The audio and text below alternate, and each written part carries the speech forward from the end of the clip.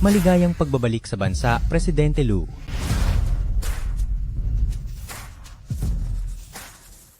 Presidente Lu? Ang babaeng may balat na rosas sa balikat, nahanap na ba siya?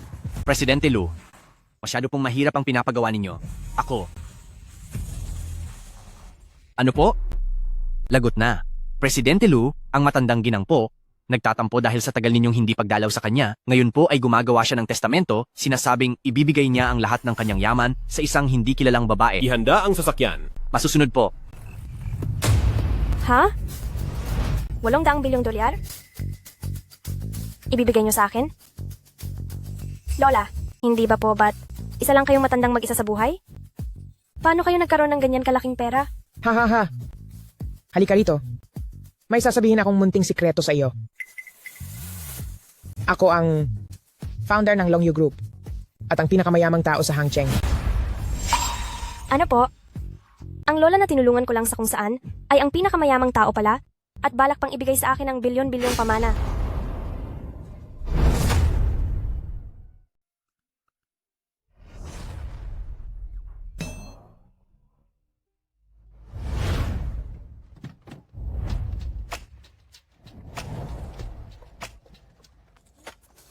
Ang mga gamit na ito, hindi ko na isusuot. Madam Lu po, kayo. Masyado kasi silang nakakasagabal sa pagbibigay ko ng flyers.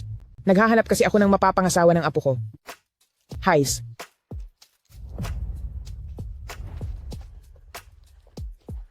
Huwag kayong susunod sa akin.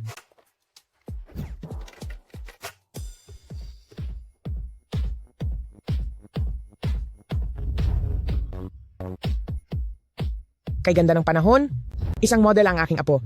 Sino ba rito ang naghahanap ng manugang? Ang apo ko. Talaga namang napakagwapo. Ikaw na masamang matanda ka. Napakaingay ng speaker mo. Paano pa kami makakasayaw? Umalis ka na rito kung ayaw mong mapalayas. Ang plaza na ito ay para sa lahat. Kung pwede kayong magsayaw rito, bakit hindi ako pwedeng mamigay ng flyers? Anong para sa lahat? Ang plazang ito ay para sa mga mayayaman dito sa loob ng village. Ang katulad mo, na matandang mahirap, ay hindi man lang karapat-dapat mga lakal ng basura rito. Ha ha ha ha. Ang buong village na ito. Ang apo ko mismo ang nagtayo nito. Ako, hindi karapat-dapat? Hay naku, matanda ka, talagang nawawala ka na sa katinuan. Hali kayo, sabay-sabay nating. Kalad ka rin siya palabas. Tama. Kalad ka rin siya palabas. Ano ang gagawin nyo? Ilabas niyo siya, Napakababagsik nyo. ilabas niyo siya. Ayaw nyo na bang tumira sa loob ng village na ito? Matanda ka, layas. Bilisan nyo, ikaladkad siya. Ano pong ginagawa niyo? Ano to? Ano pong nangyayari? Sino ka ba? Ikaw, Napakadami niyo rito. Pinagtutulungan niyo ang isang matanda. Hindi ba kayo nahihiya sa ginagawa niyo? Saan naman galing ang dukhang babaeng ito? Gusto mo pang maging bida? Gusto mo bang ikaladkad din kita palabas para masaktan din kayong dalawa? Ano? Hija, marami sila. Huwag mo na akong intindihin. Umalis ka na muna. Huwag po kayong matakot. May paraan ako. Hoy! Sino rito ang sumasayaw kasama ang asawa ng may asawa? Kukuhanan ko kayo ng video at i-upload ko online? Hoy, kayong dalawa, bakit ang dikit nyo? Haha. Lola, ayos lang po ba kayo? Ayos lang ako. Nasaan po ang pamilya nyo? Ayos. Ako. Isa lang naman akong matandang mag-isa na sa buhay. Wala akong maasahan. Hija, ikaw? Pwedeng sumama ako sa inyo? Po? Hindi ko akalain na matapos kong iuwi si Lola na nailigtas ko sa kalsada, magiging isang napakayamang babae pala ko. Lola po.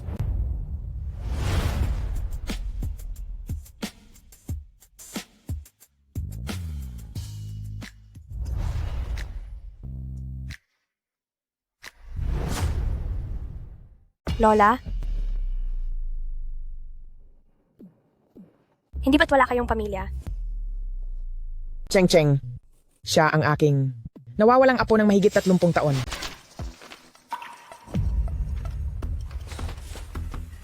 Alam ko na, kung hindi ko gagawin ang taktikang ito, hindi mo ako bibisitahin. Lola po. Huwag kang malikot, umupo ka.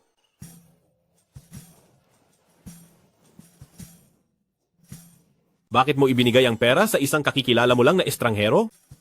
Naibigay ko na. Ikaw na bata ka. Kung gusto mo pa ring makuha ang mana ko, dapat mong pakasalan si Sucheng. Imposible. Kakikilala pa lang niya sa inyo, hinihingi na agad ang mana niyo, tiyak na habol lang niya ng pera. Ang papakasalan ko lang ay ang babaeng nakasama ko 5 taon na ang nakakaraan. Ikaw talaga. Bakit ang tapat mo pa rin sa kaniya?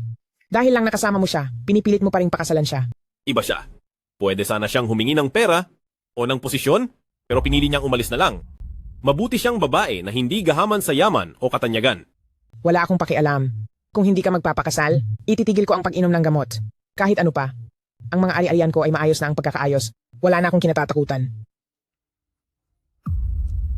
Lola po. Naku, Lola po.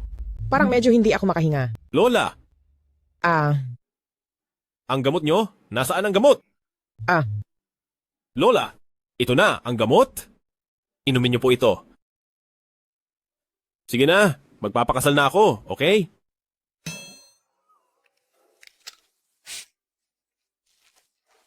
Pero, kailangang makipagtulungan kayo sa akin na magpanggap na mahirap tayo. At saka, hindi ko siya magugustuhan. Kahit pa magpanggap ka na mahirap, o kahit subukan mo pa siya. Ikaw na bata ka, tingnan lang natin ang kakalabasan. Miss Sue, ang lola ko ay may demensya. Mahilig siyang mag-ilusyon na mayaman siya. Sa totoo lang, wala naman talagang mana. Bakit may mga bodyguard po rito? Mga kaibigan ko lang sila sa kalsada. Cheng Cheng, Cheng Cheng, huwag kang mag-alala. Ang apo ko ay hindi tambay lang sa kalsada. Siya ay disente at maasahan sa lahat ng bagay, marunong pa sa gawaing bahay. Mayroon siyang 8-pack abs. Halika, hipuin mo. Ay! Hindi po dapat nanghihipo kung kani-kanino. Hindi naman ito basta hipo lang. Sabi niya sa akin, nahulog ang loob niya sa iyo sa unang tingin pa lang.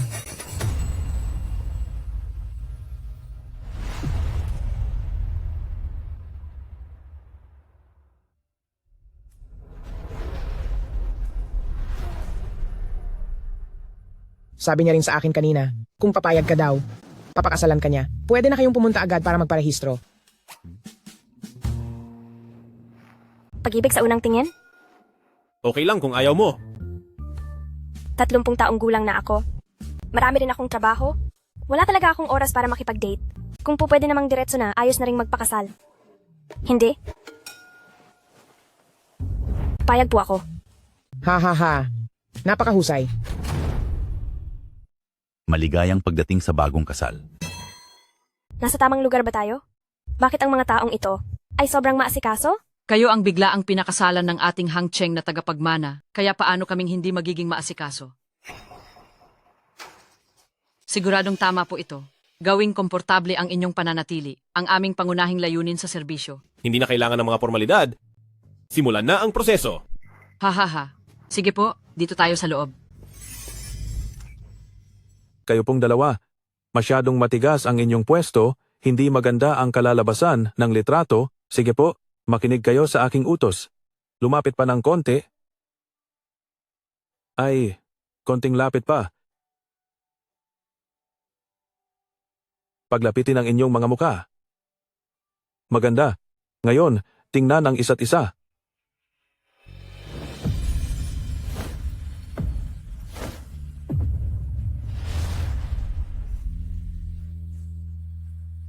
Ayos, ganyan nga. Nakasal pala ako sa taong kilala ko lang ng wala pang 1 oras at isang ganap na estranghero. Ito ang susi ng bahay ko. Pati na rin ang aking sahod. Sa iyo na ang lahat ng ito. Ibibigay mo sa akin ang lahat? Oo. Nagawa mo ang mga kalamnang iyan. Siguradong mapanganib ang naging buhay mo bilang isang sanggano dati, di ba? Mula ngayon, nandito na ako. Hindi mo na kailangan gumawa ng masama. Alagaan mo na lang ang lola sa bahay. Magtatrabaho ako ng mabuti. Kaya kong buhayin ang ating pamilya. Nag-aalala ba ang babaeng ito para sa akin? Kailangan ko nang pumasok sa trabaho. Umuwi ka na at alagaan mo pong mabuti ang lola. Ako ay isang dakilang grupong Long U President na nagkakahalaga ng trilyong-trilyong dolyar, pero ang babaeng ito ay gustong buhayin ako? Mali kaya ang iniisip ko tungkol sa kanya? Boss Presidente Lu, mukhang mabait naman po ang asawa ninyo. Sa tingin ko, nahuhulog na ang loob ninyo sa kanya. Nahuhulog ang loob? Imposible. Titingnan ko kung hanggang kailan siya makakapagkunwari. Boss Presidente Lu, ang orihinal nating plano ay pumunta sa binili nating kumpanya ng ari-arian para mag-inspeksyon. Pero, nandoon po ang misis sa kumpanyang iyon. Tutuloy po ba kayo? Hindi. Kailangan pumunta. Dalhan niyo ang aking apo sa tuhod. Anong pagkain? Tingting, ikaw ang pupunta sa taunang pagdiriwang ngayon at siguraduhin mong bibigyan mo ng dangal ang ating departamento. Ay, nakakahiya naman po. Anong nangyayari? Hindi ba dapat yung pinakamataas ang benta ang pupunta sa taunang party? Samantalang malinaw na ako ang una? Sino ka ba sa akala mo? Ang asawa ni Tingting ay shareholder ng grupo at ang lahat ng pag-aari mo ay hindi aabot sa halaga ng isang sapatos ni Tingting. Kung sasama ka ay ipapahiya mo lang ang ating departamento. Ngayon ba ay nagangarap ka pang makapunta sa taunang party ng grupo? Dito sa departamento natin, tanging ang pamilya lang ni Tingting ang pwedeng dumalo sa party ng grupo sa ganoong klase ng marangyang okasyon. Hay, may ilang tao talaga na hindi man lang tumingin sa salamin para makita kung gaano sila kadungis tingnan. Sucheng, bakit ang kapal ng mukha mo? Gagawa ka pa ba talaga ng gulo para dyan? Siya ang makapalang mukha dahil malinaw na nakasulat sa board na ako ang may pinakamataas na benta. Kahit ibigay ko pa sa iyo ang imbitasyong iyan, binabalak mo bang pumunta sa okasyon ng suot iyan? Kahit ibenta mo pa ang buong buhay mo, kakaisa ba iyon para makabili ng isang gown? Pero kung gustong-gusto mo talagang pumunta, pwede akong magmalasakit at tulungan ka minsan. Basta't lumapit ka sa lahat ng tao sa kumpanya para manghingi ng pambili ng gown at posibleng ibigay ko sa iyo ang imbitasyong ito. Magbibigay ako ng $100. Ako naman ay $50. $20 sa akin. Mayroon pa ba? Salamat. Anong gagawin natin? Kulang pa rin ang perang ito para pambili ng gown. Ang lakas naman ng loob mo para mamilit ng donasyon.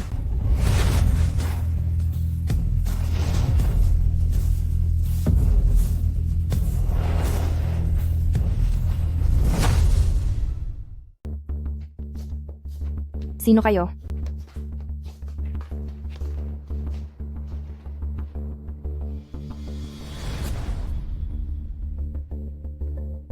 Hubby, bakit ka nandito? Halika. Umupo ka. Sino ba kayo? Department manager kaya ako? Security? Isang grupo ng mga hangal na nagtatangkang saktan ang empleyado ng ating head office.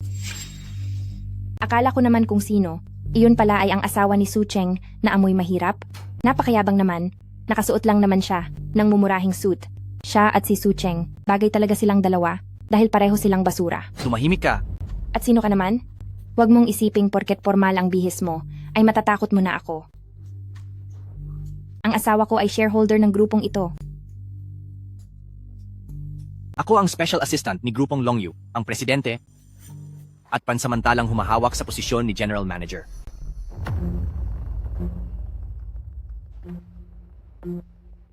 Ang mga report ng kumpanya ay nirepaso ko na, at si Su Cheng ang may pinakamataas na performance. Ang imbitasyong ito ay para kay Su Cheng. Miss Su, ito po ang inyong imbitasyon. Ang mga hangal na ito ay nambastos sa inyo? Anong gusto ninyong gawin ko sa kanila? Dahil mukhang mahilig siyang mag-donate, ibigay ang buo niyang sweldo para sa mga charitable foundation. Ngumiti ang presidente. Ngayon ko lang siya ulit nakitang ganyan. Bakit ka tumatawa? Wala lang. May problema ka ba? Wala po. Sumama ka sa akin. Sige. Sandali lang.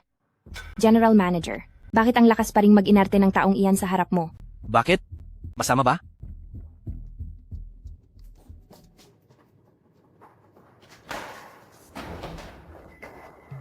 Ikaw talaga, huwag mong dalhin ang ugali mong mula sa labas dito sa aming kumpanya. Buti na lang at si Special Assistant Zhao ay hindi pumatol sa iyo. Teka pala, bakit magkasama kayong pumunta ni Special Assistant Zhao dito sa opisina?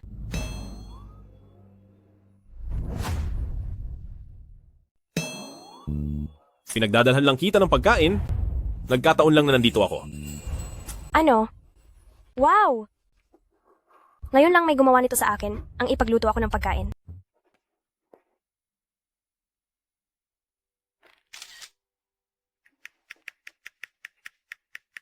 Naihatid na. Teka, kinukuhanan mo ba ako ng larawan? Ipopost mo ba yan sa social media? Magpapalit muna ako ng pose, kuhanan mo ako ulit. Ay!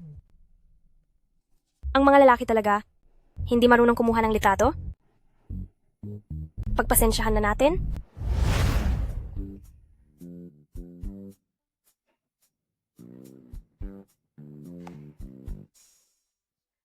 Ang kaligayahan ng apo ko ay sa akin pa rin nakadepende.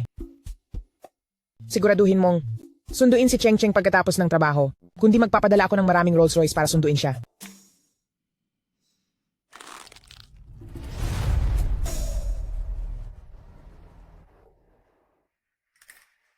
Nandito ka ba para sunduin ako mula sa trabaho? Oo? Grabe! Ang saya naman nito! Kailangan talaga ay isang kagaya mong walang masyadong ginagawa ang maging asawa para mangyari ito, kundi ang mga sabsub sa trabaho ay walang oras para sunduin ako. Haha. Ay! Naku! Ah!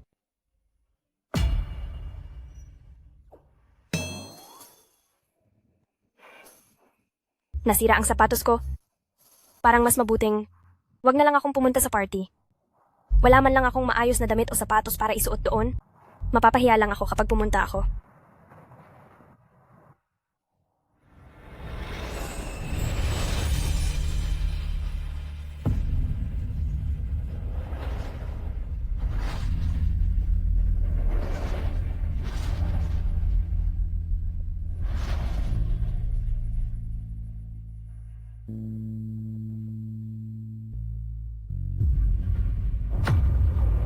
Ito ay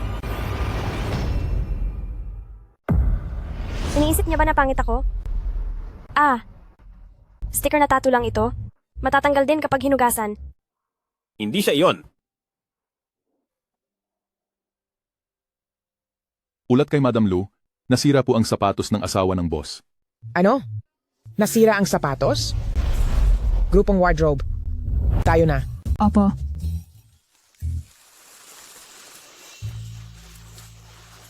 Napakalakas ng ulan. Kailan pa nagkaroon ng bagong bukas na paggawaan ng sapatos dito? Libreng gawa ng sapatos?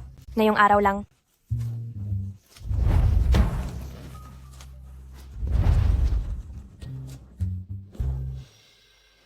Halika po. Sandali lang po.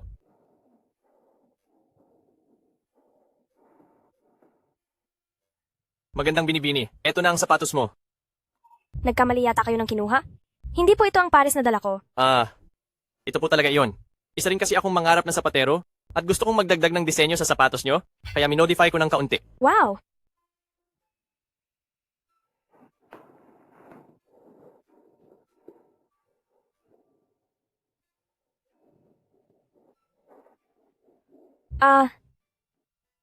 Sakto talaga sa paa ko.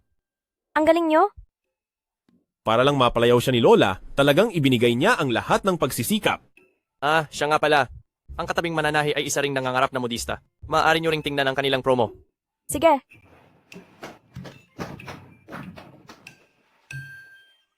Lahat ng ito ay utos ni Madam Lu. Wala akong magagawa. Hay,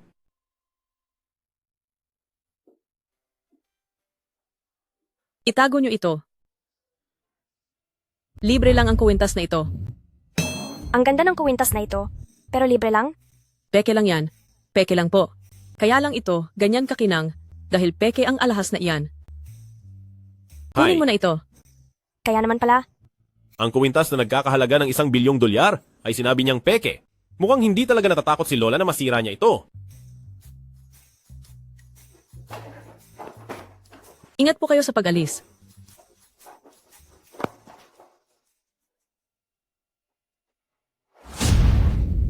$30 milyong. Hindi pwede. Kailangang tanungin ko ang mananahi. Eto. Hala, wag. Tao po, may tao ba rito? Oh. Lola? Lola? Anong ginagawa niyo rito? Dahil nalaman mo na, aaminin ko na ang totoo. Sa totoo lang, ako ay... Sa totoo lang po, magkaibigan ang aking Lola at siya, nagkukuwentuhan lang sila rito habang umiinom ng grape juice. Pero ang mga alahas ni Lola, mukhang napakamahal po. Hindi po mahal yan. 50 piso lang, binili lang sa tabi-tabi. Naku, Cheng Cheng, lahat ng ito binili ito ni Chiwan para sa'yo. Hindi mahilig si Lola na magsuot ng ganitong mga bagay, kaya sa iyo na lang ito. Bakit po may tag na presyo ito? Ang tag na iyan. Ako ang mismong gumawa niyan. Dinagdagan ko talaga ng maraming zero. Para magmukhang mamahalin, wag mo na lang intindihin. Nako, anak, wag mo na masyadong isipin. Bilis, magbihis ka na, isuot mo ang mga alahas, at maging maganda ka para sa taunang selebrasyon. Maliwanag?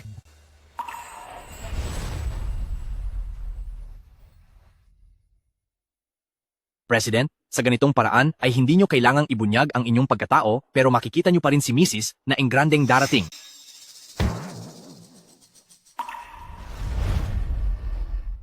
Tingting, tunay na napakaganda mo ngayong araw, lalong-lalo na diyan sa suot mong kuwintas. Dahil dito, ang buong hitsura mo ay mukhang maningning. Napakaswerte talaga ng asawa ni Tingting dahil nakapangasawa siya ng isang napakagandang babae. Sandali lang, siguro naman ay makikita natin siya mamaya, di ba? Siyempre naman. Mabuti na lang at ang asawa ko ay security guard ng hotel na ito, kaya malaya siyang nakakapasok at nakakalabas. Mahal, magpalit ka mamaya ng suit at pumunta ka sa ballroom para naman may maipagmalaki ako. Wow! Napakaganda niya!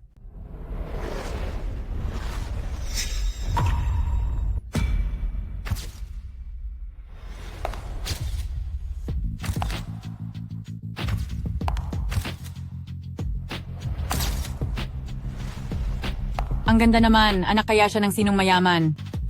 Bilis, kumuha kayo ng litrato. Magandang araw, miss. Ako po ang Master of Ceremonies. Para sa okasyong ito, maaari ba kitang makilala? Nagrenta lang naman siya ng damit, kahit alahas ay wala siyang pambili. Anong ikinasisikat niya? Lagot? Nakalimutan kong isuot ang kwintas. Cheng Cheng, Lola, bakit po kayo nandito? andito ang Lola para ibigay ang iyong kuwintas. Lola, bibigyan kita ng kuwintas. Salamat po, Lola. Halika.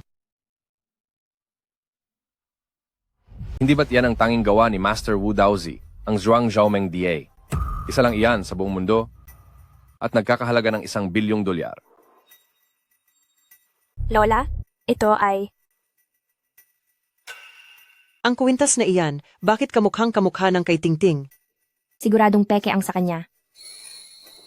Ay, Hala, hoy, matandang babae. Alam mo ba kung anong klaseng okasyon ito? Hindi ito para sa mga taong mababa ang katayuan. hahaha. Isa lang naman itong annual party.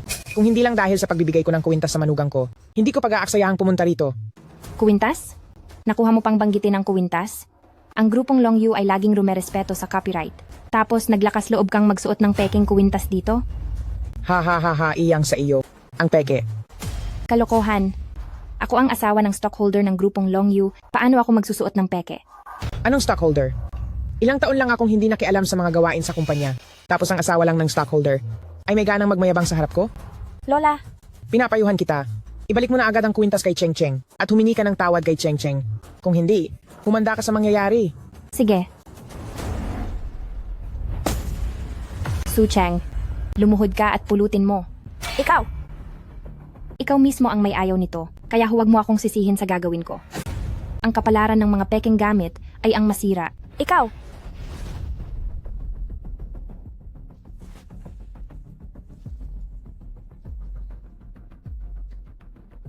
Cheng Cheng, huwag kang malungkot. Huwag kang mag-alala. Sisiguraduhin kong pagbabayarin ko siya. Alis na tayo. May mukha pa kayong pumasok sa banquet hall? Gusto nyo lang makikain at makiinom? Sige, pagbibigyan ko kayo. Ngayong araw, pagsisilbihan ko ang matandang babaeng ito ng isang matinding leksyon. Anong ginagawa mo? Bitawan mo ako. Bitawan mo ako. Hindi maaari. Tigil. May hika ang lola ko.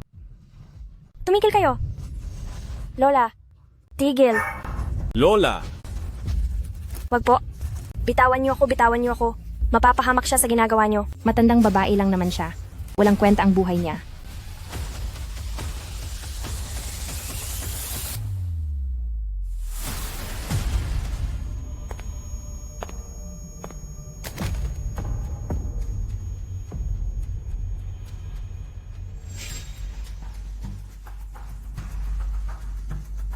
Lola!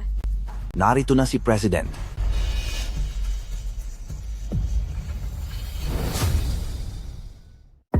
Nandito na ang President. Lola, Lola, bilis bumangon ka.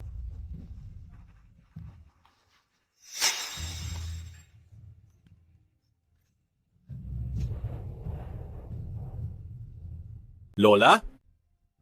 Lola, okay ka lang po ba? Alalayan niyo si Madam Lu pababa. Abisuhan ng medical team. Ibigay? Ito ba ang ng grupong Long Yu na president? Paano siyang naging president? Isa lang siyang asawa ng bruhang si Su Cheng na walang pera.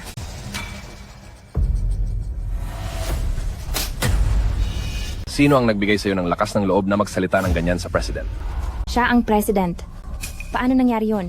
Ang pobreng si Su Cheng, paanong magagawa niyang mapakasalan ang president? Siguradong nagkakamali kayo. Bilang host ng party ng kumpanya, bilang host, hawak ko ang mga litrato at impormasyon ng president, hindi ako maaaring magkamali. Siya ang ating sa grupong Long Yu na president, na si Presidente Lu. Ang host ay kaibigan ko, huwag kang mag-alala. Sabi sa balita ang Zhuangzhou Mengdai ay hindi ibinebenta sa publiko, kaya nangahas akong gumawa ng kopya nito. At ang suot ni Su Cheng ay sigurado ring peke. Imposible. Paanong ang asawa ng president ay magsusuot ng pekeng kuwintas? Peke? Ipakikita ko sa iyo kung ano ang totoo at peke. Ang kuwintas na ito, kung kaya tinawag na Zhuangzhou Mengdai, dahil kapag tinamaan ito ng ilaw, ang mga mamahaling bato nito ay maglalabas ng anino ng paru-paro. Totoo yan. Ang gawa ni Master Wu Daozi ay tinatawag na sining ng liwanag at anino. Ang bawat likha niya ay may natatanging anino. Yung sa iyo, may lakas ka bang ipakita para suriin? Bakit ko gagawin yun? Dapat ay mas unahing suriin ang kay Su Cheng. At kapag napatunayan na ang kay Su Cheng ay peke, mangangahulugang totoo ang sa akin. Huwag na nating suriin pa. Huwag kang mag-alala. Magtiwala ka lang.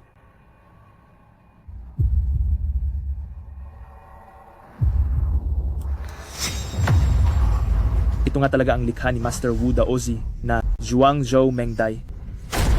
Ito. Paano itong nangyari? Bakit ang kwintas na ito ay totoo ba? Hayaan mo na. Makikisakay muna ako sa laro niya. Ding ting ting. Nangyari na ang nangyari. Ano pang gusto mong sabihin? Ting-ting, ibig mo bang sabihin, ay talaga bang peke ang suot mo? Paano namang mangyayari na peke ang suot kong kwintas? Mas pinaniwalaan mo pa ang dukhang si Su Cheng kaysa sa akin. Pero po, ang kwintas na ito ay talagang may aninag ng paru-paro. Siguradong may sira ang ilaw na iyan. Kahit ano pa ang itapat ay magkakaroon ng aninag ng paru-paro. Kung ganoon, dahil sinasabi mong may sira ang ilaw ko, bakit hindi? Ang kwintas mo ang gamitin natin para masubukan. Oo nga. Pero bakit parang takot ka yata? Kung ang kwintas ng hampas lupang si Su Cheng ay pumasa sa pagsusuri, ibig sabihin ay sira ang ilaw at magpapakita ng aninag ng paru-paro sa kahit ano. Bakit ako matatakot? Akin na ang ilaw, ako na ang magsusuri nito. Mahal ko, ibigay mo sa kanya. Ako, eto. Nakalimutan mo na ba ang sinabi ko? Magtiwala ka sa sarili mo. Opo.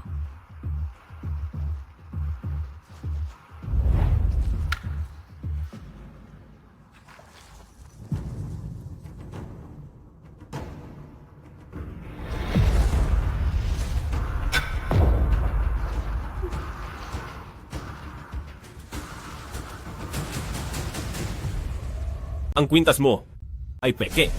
Ikinakahiya ka ng departamento natin? Akalain mong nagpapanggap kang isang mayaman. Manahimik ka. Hindi kita idedemanda dahil sa pagsusuot ng peke dito sa handaan. Subalit, dahil sa pagkasira ng kwintas ng asawa ko na nagkakahalaga ng $1 bilyong, paano mo ito babayaran? Babayaran ko, hindi sa wala akong pambayad.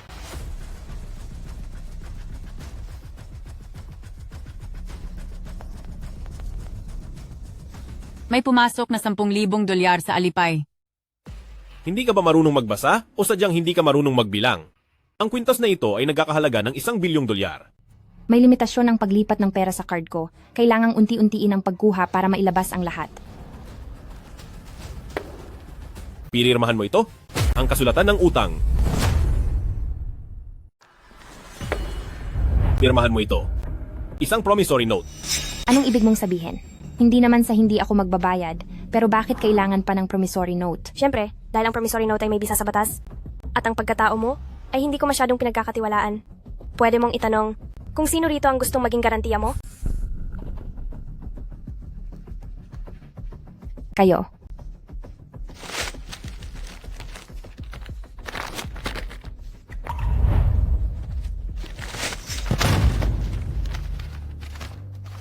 Sige, magsanay ka pang magsulat sa susunod.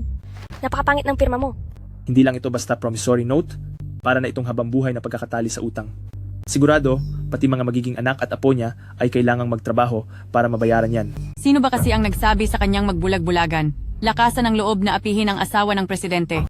Pagkatapos ng araw na ito, hindi ako magbabayad at tingnan natin kung ano ang magagawa nyo. Subukan mong hindi magbayad. Humanda kang makatanggap ng subpina galing sa korte. Deng ting ting, isang babaeng katulad mong gustong-gusto na sumama sa mga alta? Siguro naman ay ayaw mong maging mukhang balasubas? Nagkakaisang panig kayong dalawa. Anong ibig ninyong sabihin? Ang asawa ko ay isang stockholder ng grupong Longyu. Paparating na siya rito. Paano mangyayaring hindi kami makakabayad? Sino ang nang-aapi sa asawa ko?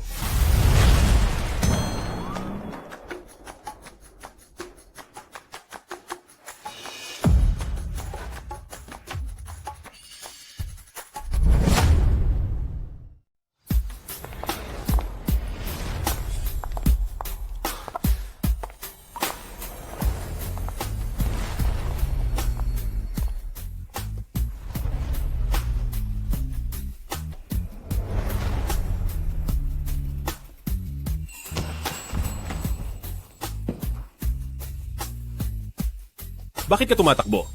Isang shareholder si Deng Tingting asawa? Pakarating lang nila, paano kapag nakilala ka nila at nalamang hindi kang tunay na president?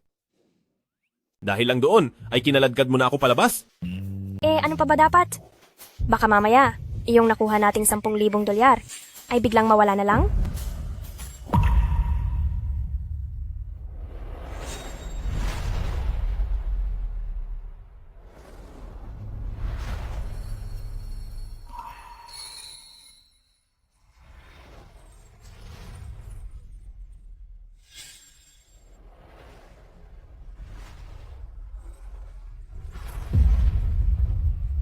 Nabubuwang na ako.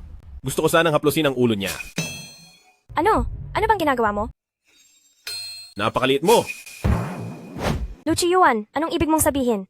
Ipaliwanag mo iyan sa akin ng maayos. Iyong bibig ng apo ko. Mas mabuti pang wala na lang.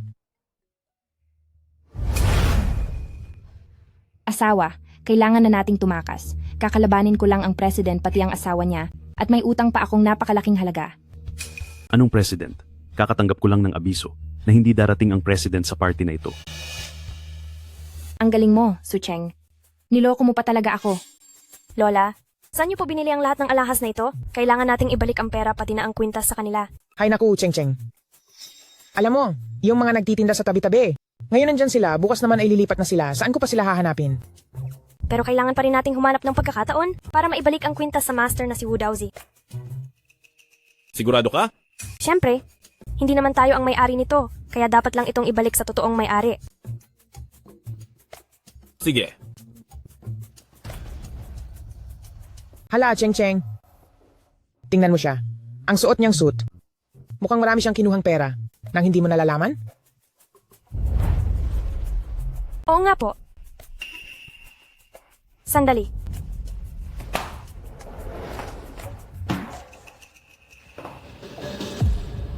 Luchi Yuan, mayroon ka bang itinatago sa akin? Tingin ko? Hindi ko na ito maitatago. Sa totoo lang. Ang totoo niyan, pumunta ako sa hotel para tumulong sa kusina. Itong suot kong damit, uniforme rin ito sa trabaho sa hotel. At yung mga bodyguard, sila rin yung dati kong mga kaibigang siga, sideline lang nila. ang pagiging security. Mukhang hindi pa sapat ang perang binibigay ko sa'yo para sa gastusin. Sa bahay, hindi mo lang pinagluluto kami ni Lola, kundi kailangan mo pang magtrabaho sa hotel? Siguradong pagod na pagod ka na, di ba? Huwag kang mag-alala.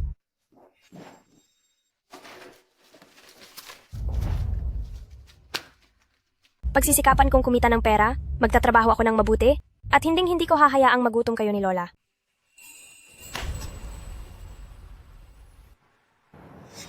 Miss Sue, kanina pa po kayo hinihintay. Nang master na si Wu Daozi, sumunod po kayo sa akin.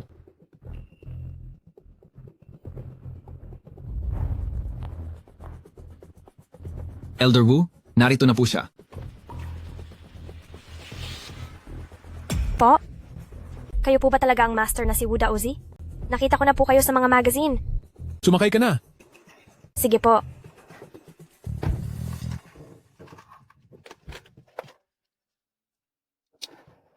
Sir, pasensya na po. Ang kuwintas na ito ay binili lang ng asawa ko sa isang tabi-tabing tinda. Noong oras na yon ay hindi po namin alam na gawa niyo pala ito. At isa pa po, tungkol sa pera galing sa kuwintas na ito at sa kasulatan ng utang, ibabalik ko na po lahat sa inyo. Haha, huwag mo nang ibalik. Kung hindi dahil sa'yo, ay hindi ko na sana nahanap pa ang kuwintas na ito. Bilang pasasalamat, ibabalik ko ang kuwintas sa iyo kapag naayos ko na at ireregalo ko na sa iyo. Yung pera naman ay lalong hindi ko na kailangan. Ayaw na ayaw ko sa mga baduy at material na bagay. Ano po? Taglay mo ang parang sa bulaklak ng trumpet vine ang matatag na determinasyon at ang pagiging matibay, kaya naman nakahanap ako ng maraming inspirasyon sa disenyo. Kaya ang mga ito ay ibinibigay ko na sa iyo bilang regalo. Wag po, hindi po pwede. Masyado pong mahalaga ang mga ito. Pagdating sa inspirasyon, ang mga bagay na ito ay walang halaga. At ikaw, huwag ka nang tumanggi. Pagkatapos kong ayusin ito, uutusan ko ang assistant ko na personal itong ihatid sa iyo. Kung gayon, maraming salamat po kay Ginoo.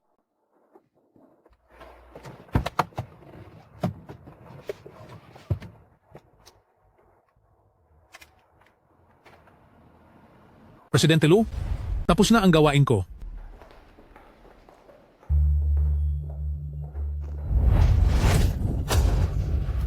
May problema ka ba? Alam mo ba na ang ginagawa mo ay lubhang mapanganib? Sucheng, napakagaling mong magpanggap. Nagpapanggap ka pa rin hanggang ngayon na ikaw ang asawa ng boss. Hindi naman talaga pumunta ang boss sa piging kahapon. Pinaglalaruan mo lang kami. Nasisiyahan ka ba? Ha?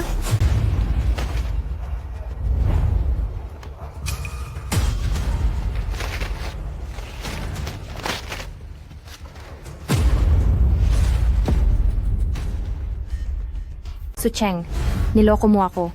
Gusto mo bang mapahamak? Deng Ting Ting, kahit na totoo na ang asawa ko ay hindi ang boss, ngunit ang kwintas na yon ay gawa talaga ni Master Wu. Sinira mo ang kwintas, bakit mo pinunit ang resibo ng utang? Aray! Nagagawa mo pang sumagot. Tungkol sa pagpapanggap ng asawa mo bilang boss. Alam na yan ng buong kumpanya. Sa tingin mo ba ay mayroon pang maniniwala sa iyo? Haha! Sucheng, ang kumpanya natin ay hindi kukuha ng isang manloloko. Ngunit, hindi naman ako taong walang konsensya.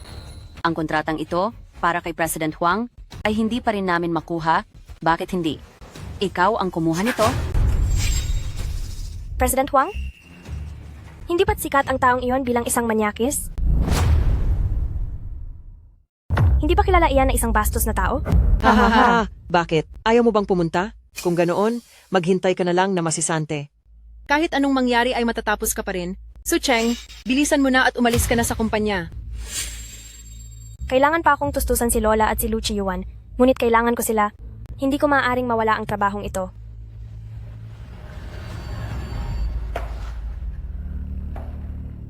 Sige.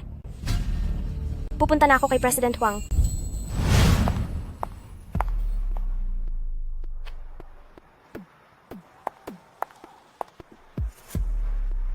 Mukhang natatakot po si Mrs. Dapat po ba akong pumunta para palakasin ang loob niya? Sa hotel lang naman ang pag-uusap tungkol sa kontrata. Sucheng, kaya mo iyan. Hindi ka dapat matakot.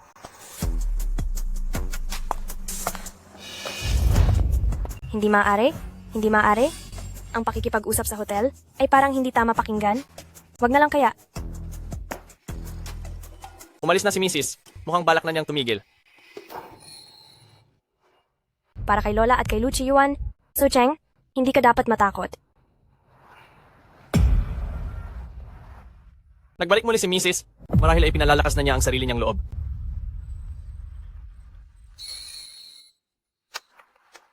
Sabi ay wala siyang pakialam. Pero nung nag-uusap na tungkol sa kontrata, nandito siya at sumisilip.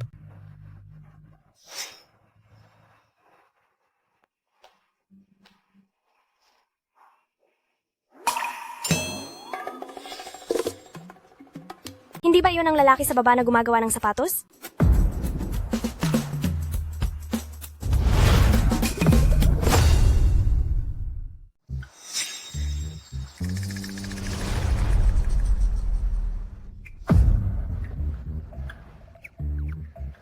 Ikaw yung nasa baba na tagagawa ng sapatos, di ba?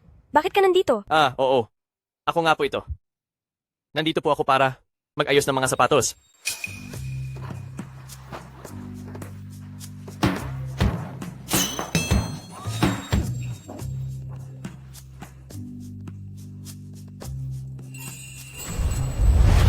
Sige, okay. Mamayang gabi. Mamayang gabi. Aalagaan kita ng gusto.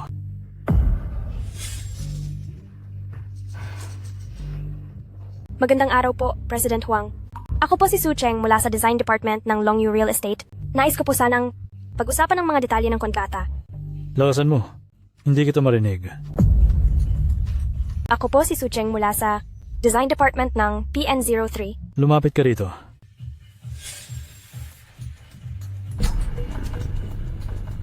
Ako po ay mula sa Design Department ng Longyu Real Estate. Ah, ano ang ginagawa mo? Napakakinis ng balat ng babaeng ito.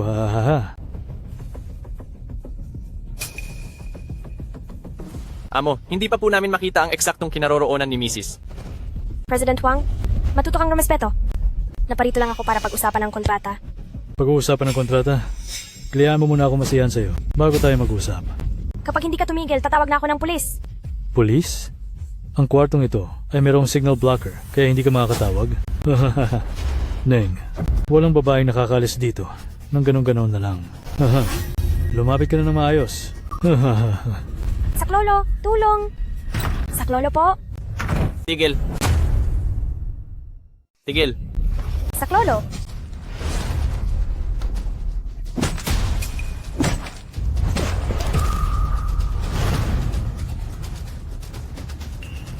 Ang sapatero. Madam, paumanhin po at pinag-alala ko kayo. Hindi ba't sapatero ka lang? Bakit ang galing mo? Ako po, nag-ensayo ako noong kabataan ko at ngayon, nagsasapatos na lang ako. Nasa kabilang pinto lang po ako, narinig ko kayong sumigaw, kaya pinuntahan ko po kayo. Nagawa mo akong saktan?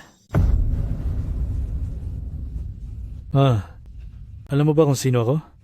Sige, magpakilala ka. Ako ang Hang Cheng ng Genie Group Huang Biao. Si Hang Cheng ang tigre ng bundok. At sinaktan mo ako? Tapos ka na ngayong gabi. Tingnan natin kung gayon, kung sino ang matatapos ngayong gabi. Mga bata, ubusin niyo ang taong iyan.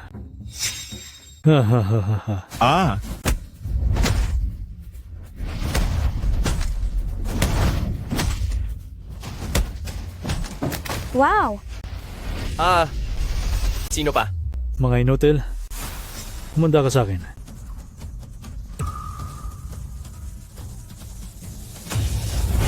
Dahil kami ay marami, tingnan natin kung gaano kakatapang.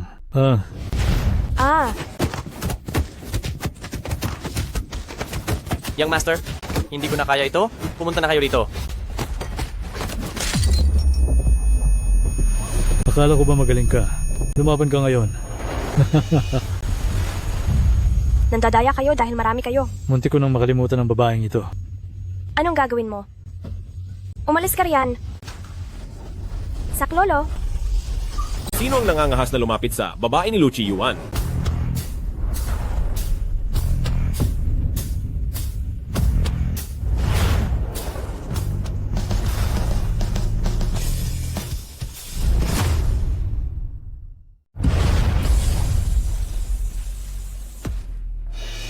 Presidente Lu.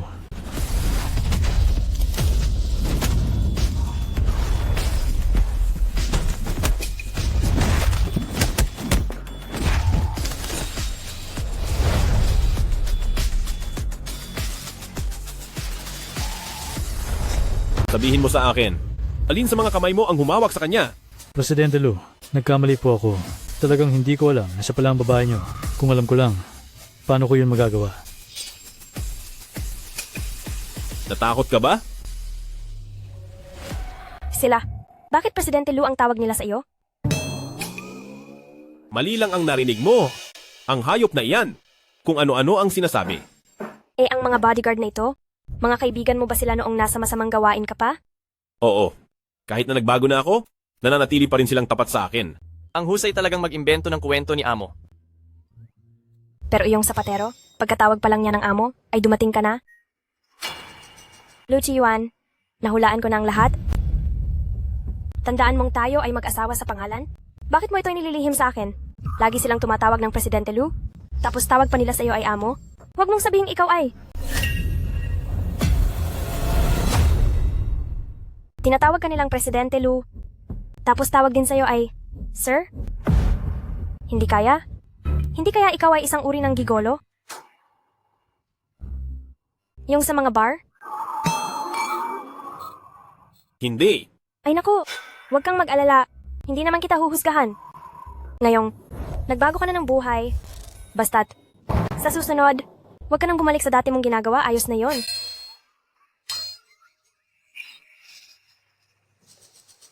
Tapusin na yan. Opo. Opo. Umuwi na tayo. Hemp. Sabihin mo na kung may kailangan ka. Pwede ba kitang pakiusapan ng isang bagay? Siguradong napansin ng babaeng ito na isa akong makapangyarihang tao, kaya magsisimula na siyang humingi ng pera. Sige, sabihin mo. Pwede mo ba? Akong turuang lumaban? Ano? Yun lang? Opo. Dito sa mundo, ang mahihina ay palaging tinatalo ng malalakas. Ang lakas ng kamao. Ang tanging totoo. Sa susunod, kung makakainkwentro man ako uli ng taong gaya ni President Huang, ay gaganti ako ng left hook at right hook.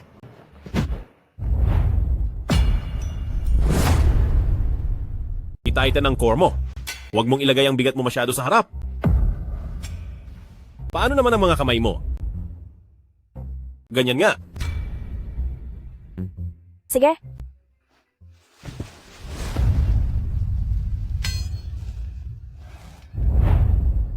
Sa sandaling magpakita ka ng takot, talo ka na. Sinong nagsabing takot ako? Para ka lang kuting na nanlalaban. Isa pa. Hindi lang sapat ang lakas, dapat ginagamit din ang utak.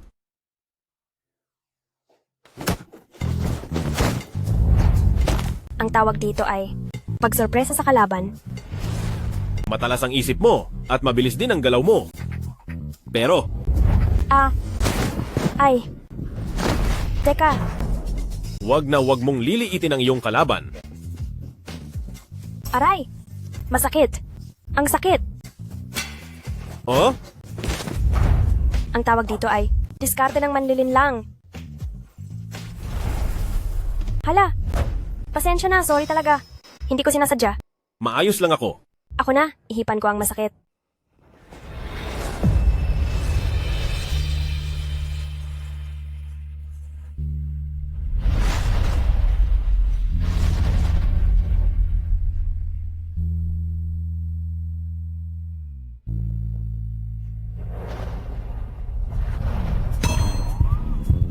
Anong nangyayari? Ang tibok ng puso mo ay napakabilis. Sandali, hindi ganon iyon. Dahil lang ito sa pagkapagod, pagkatapos mag-ehersisyo. Kailangan ko lang lumabas para huminga. Eh? Nasaktan ko ba siya? Posible kayang nagagalit siya sa akin?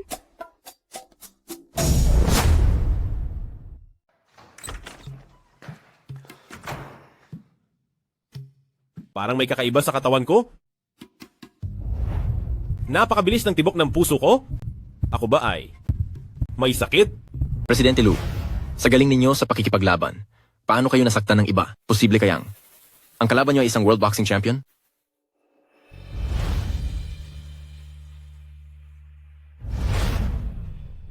Huwag kang magtanong ng hindi dapat. Kumusta ang resulta ng medical check-up? Presidente Lu, Ang katawan ninyo ay walang anumang problema. Ang mabilis na tibok ng puso ay baka dahil lang sa pagkabighani. Itigil mo na ang mga walang kwentang sinasabi mo. Ayaw kong makinig. Grupong Longyu, hinding-hindi ko hahayaan na magkaroon ng pang-aapi sa trabaho. Dahil sa inyong pagkakamali sa trabaho, ang apo ko sa tuhod ay naapi ninyo. Kayong lahat, ang year-end bonus ninyo ay babawasan ko ng kalahati. Lola? Huwag po kayong masyadong magalit at baka sumama ang pakiramdam nyo. Ikaw, bilisan mo at ayusin mo na ito. Gusto kong maging CEO si Cheng Cheng. Titingnan natin kung sino pa ang magtatangkang mang-api sa kanya. Hindi po pwede. Dahil pagdating sa kakayahan, pagguhit at pagdesign lang ang alam niya. Pagdating naman sa ugali, kontento na siya sa simpleng buhay at kailanman ay hindi naghangad ng mataas na posisyon. Kung itataas niyo siya ng bigla, ay kapahamakan lang ang idudulot nito sa kanya. Sa bagay. Kung ganoon, hayaang maging CFO, si Cheng Cheng. Pagkatapos ng isang taon, maging CEO na siya. Sige po. Asikasuhin mo na agad iyan. Su Cheng? Nangahas ka pang saktan si President Huang? Ngayon din ay magligpit ka na ng gamit, lumayas ka na rito. May gana ka pang saktan si President Huang? Huwag na nating sundin ang proseso. Ngayon din, kunin mo na ang lahat ng gamit mo at umalis ka na dito. Dinedepensa ko lang ang sarili ko. Ikaw? Sino ba ang nakikipagkontrata na hindi kailangan ng kaunting pagdidikit ng balat? Dahil ginalit mo si President Huang, paano pa makikipag-ugnayan ang design department natin para sa iba pang pakikipagtulungan? Dahil nawala ang kontrata sa President Huang, kukuha ako ng iba pang mga kontrata para bawiin ito. Bawiin? Anong ibabayad mo para mabawi iyon? Security? Kaladkarin niyo siya palabas? Wag na! Ang kumpanyang ito na pinagsasamantalahan ng mga empleyado, ayaw ko na ring manatili pa rito.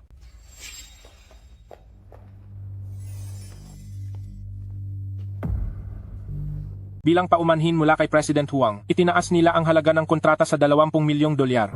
Kaya sana po ay mapatawad niyo sila.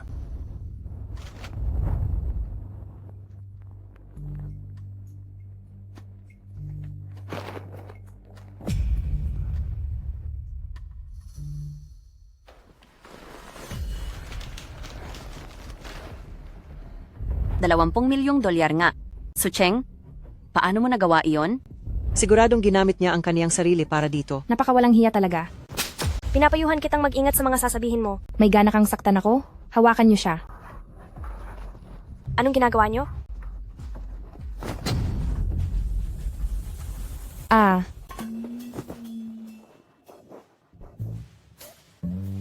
Su Cheng, Anong kaguluhan ito? Special Assistant Zhao, sobra na ang ginagawa ni Su Cheng. Una, nagpanggap siyang CEO, tapos ngayon nakikipagrelasyon papaw sa pera, sinisira niya ang imahe ng kumpanya. Tanggalin niyo na siya. Tatantalin siya? Su Cheng, tapos ka na. Ibabasura ka na ng grupong Longyu sa buong industriya. Hindi lang sa hindi matatanggal si Su Cheng, kundi mapopromote pa siya sa grupong Longyu bilang CFO ng Real Estate Division. Ano? Seryoso po ba kayo? Talaga bang na-promote ako bilang Chief Executive Officer? Ang maging Chief Executive Officer ka po ay ang gusto ng lahat. Special Assistant Zhou, nagkakamali po ba kayo? Si Su Cheng, ang kanyang ugali. Dahil sa posisyon mo, nagkulang ka sa pamumuno, hindi mo inalam ang katotohanan, at sinisiraan mo ang iyong nasasakupan, kaya ibababa ka bilang isang ordinaryong empleyado. Pagdating naman sa iyo, ayaw mong magbago, palagi kang nanggugulo, at nangunguna ka pa sa pagmamaltrato sa mga katrabaho, ipinaalam ko, tinanggal ka na sa trabaho, isama sa grupong Longyu Blacklist at pagbawalan sa buong industriya. Kayong dalawa, tanggal na rin kayo sa trabaho. Huwag naman po, Special Assistant Zhao. Nagsusumamo po ako. May mga utang pa ako sa bahay at sasakyan na hindi ko pa nababayaran. Kapag napagbawalan na ako sa trabaho, tapos na ang buhay ko. Ikaw mismo ang may gawa niyan sa sarili mo? Ilabas na iyan. Huwag. Special Assistant Zhou. Special Assistant Zhou. Su Cheng, paniguradong naloloko mo lang ang chairman. Tinitiyak ko sa'yo bilang CFO, hindi ka aabot ng 1 buwan, ikaw na mismo ang aalis. Abangan na lang natin iyan. Ang plano sa pagbuo ng babaeng CEO ay formal lang sinimulan. Ang mga hakbang sa misyon ay dapat masunod lahat ng walang palya. Unang gagawin ang planong A para sa mga nagtitinda. Opo. Ang focus ng planong A ay ang paglinang ng business mindset ni Cheng Cheng. Mahal? Mahal? Mahal! Na-promote ako. Ngayon ay Chief Executive Officer na ako. Bakit nakatago ang mga kamay mo sa likod? Oh, meron ka bang itinatago sa akin? Congratulations. Salamat. Cheng Cheng. Haha. Ang batang ito ay konektado talaga ang puso sa iyo. Alam na niya na may magandang nangyari sa iyo, kaya ibinili ka niya ng bulaklak. Salamat, mahal. Hahaha. Ay, Cheng Cheng. Na-promote ka na. Tumaas pa ang sahod mo. Bukod sa mga gastusin sa bahay, yung sobrang pera, anong balak mong gawin doon? Ititago ko sa bangko. Hehe.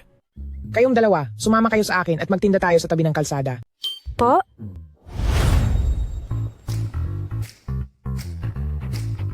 Dito, sa kanto, ito ang unang pwesto. Siguradong maganda ang benta. Cheng Cheng, kapag namamasyal ka, bibili ka ba agad sa unang tindahang makikita mo? Parang hindi po. Sa umpisa, laging iniisip ng mga tao na may mas mainam pa sa unahan. Pero kapag malapit na sa dulo, iniisip naman nila na wala nang mas maganda sa likod. Kaya, ang una at huling 1/3 ng kalye, ang siyang pinakamagandang pwesto. Wow! Luchi Yuan, ang galing mo po, alam mo lahat ng iyan? Simpleng panuntunan lang iyan ng 1/3 rule. Sa libro lang niya nakuha iyan. Huwag mo siyang hangaan. Sa totoo lang, Ayan. andito iyon. Ang mga nagtitinda ay dapat nakakaunawa sa psychology ng mamimili. Gayun din. Sa parehong paraan, ang nagpapatakbo ng kumpanya ay dapat nakakaunawa sa damdamin ng mga manggagawa. Ang puso ng manggagawa. Gamay na gamay ko iyan. Pagbalik ko, bibigyan ko ang buong kumpanya ng 3 araw na bakasyon. Bawal iyan. Ang focus ng planong B ay ang turuan si Cheng Cheng ng pamamahala ng kita. Nandiyan na pala si Cheng Cheng. Bilis, tulungan mo ako, itong mga accounts. Hindi ko na makompute ng tama. College student ka, siguradong alam mo ito. Halika. Cheng Cheng, ito ang kinita ng sastreng ito nitong mga nakaraang taon para sa pag-unlad ng negosyong ito. Tingnan mo, ang lahat ng kinita, paano kaya ang magandang hatian nito?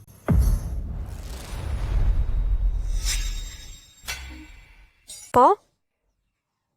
Pasensya na po, pero wala po akong alam tungkol sa ganyan. Kung ganoon, hayaan mong ipaliwanag ko sa iyo. Una sa lahat, gagawa muna ako ng malinaw na mga layunin at plano sa kita, kabilang ang mga pagtataya at ang budget na kikitain, upang sa aktwal na takbo ng negosyo ay kabisado na natin ang pinagmumulan ng kita at ang inaasahan nating makuha.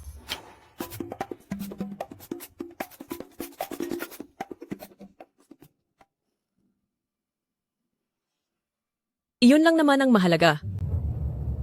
Nakuha ko na po. Ngunit, ang lahat ng ito, hindi ba ay alam nyo na po ito? Oo naman, hindi ba't sabi nila, ang pinakamabisang paraan ng pagkatuto ay ang ituro ang kaalamang iyon sa ibang tao? Salamat, Cheng Cheng. Dahil dito, ay may natutunan akong bago. Ha? Ang punto ng misyon para sa planong C. Ang mga taong malakas ay hindi na kailangan pang magpaliwanag. Anong klaseng pag-aayos ng sapatos ito? Puting sapatos pero naging itim sa pag-aayos mo. Ito ba ang itinuro ko sa iyo? Sinunod ko lang po ang utos niyo. Ganito ba ang pagtuturo kong ginawa sa iyo? Bakit kayo nag-aaway? Itong si pangunahing apprentice kasi. Akala mo ay kung sino mas magaling. Kaysa sa akin sa paggawa ng sapatos, ayaw na sumunod sa mga utos. Anong dapat nating gawin sa kanya? Bakit hindi po kayo magkaroon ng kompetisyon kay pangunahing apprentice para makita kung sino ang mas bihasa? Hindi maaari iyon. Ang paggawa ng sapatos ay usapin ng kakayahan at sining. Hindi ito parang pakikipag-away na mananalo ka lang kapag pinabagsak mo ang iba. Hahaha. Ikaw ang guro at ikaw rin ang boss. Gaano man siya kagaling, lahat iyon ay galing sa itinuro mo. Gaano man kalaki ang kinita, dahil pa rin iyon sa magaling mong pamumuno. Pangunahing apprentice, kung tingin mo ay mas magaling ka na sa amo mo, bakit hindi ka magbukas ng sarili mong negosyo?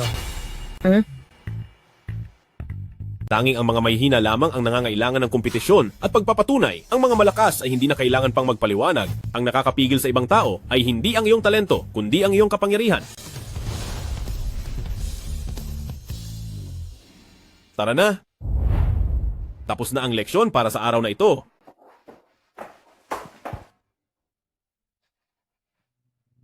Ano ang tinitingnan mo dyan? Anong ginagawa mo? Bakit mo pinatay ang computer? Naglalaro lang ako ng Plants vs. Zombies, natatakot kasi ako. Naisipin mong nagpapabaya ako sa trabaho. Kung ayaw mong maniwala, tingnan mo.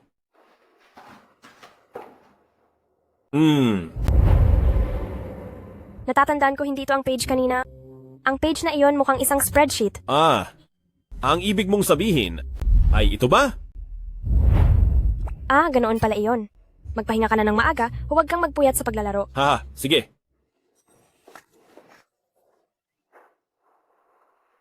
Sige, magkunwari kang mahirap. Siguradong mapapagod ka niyan.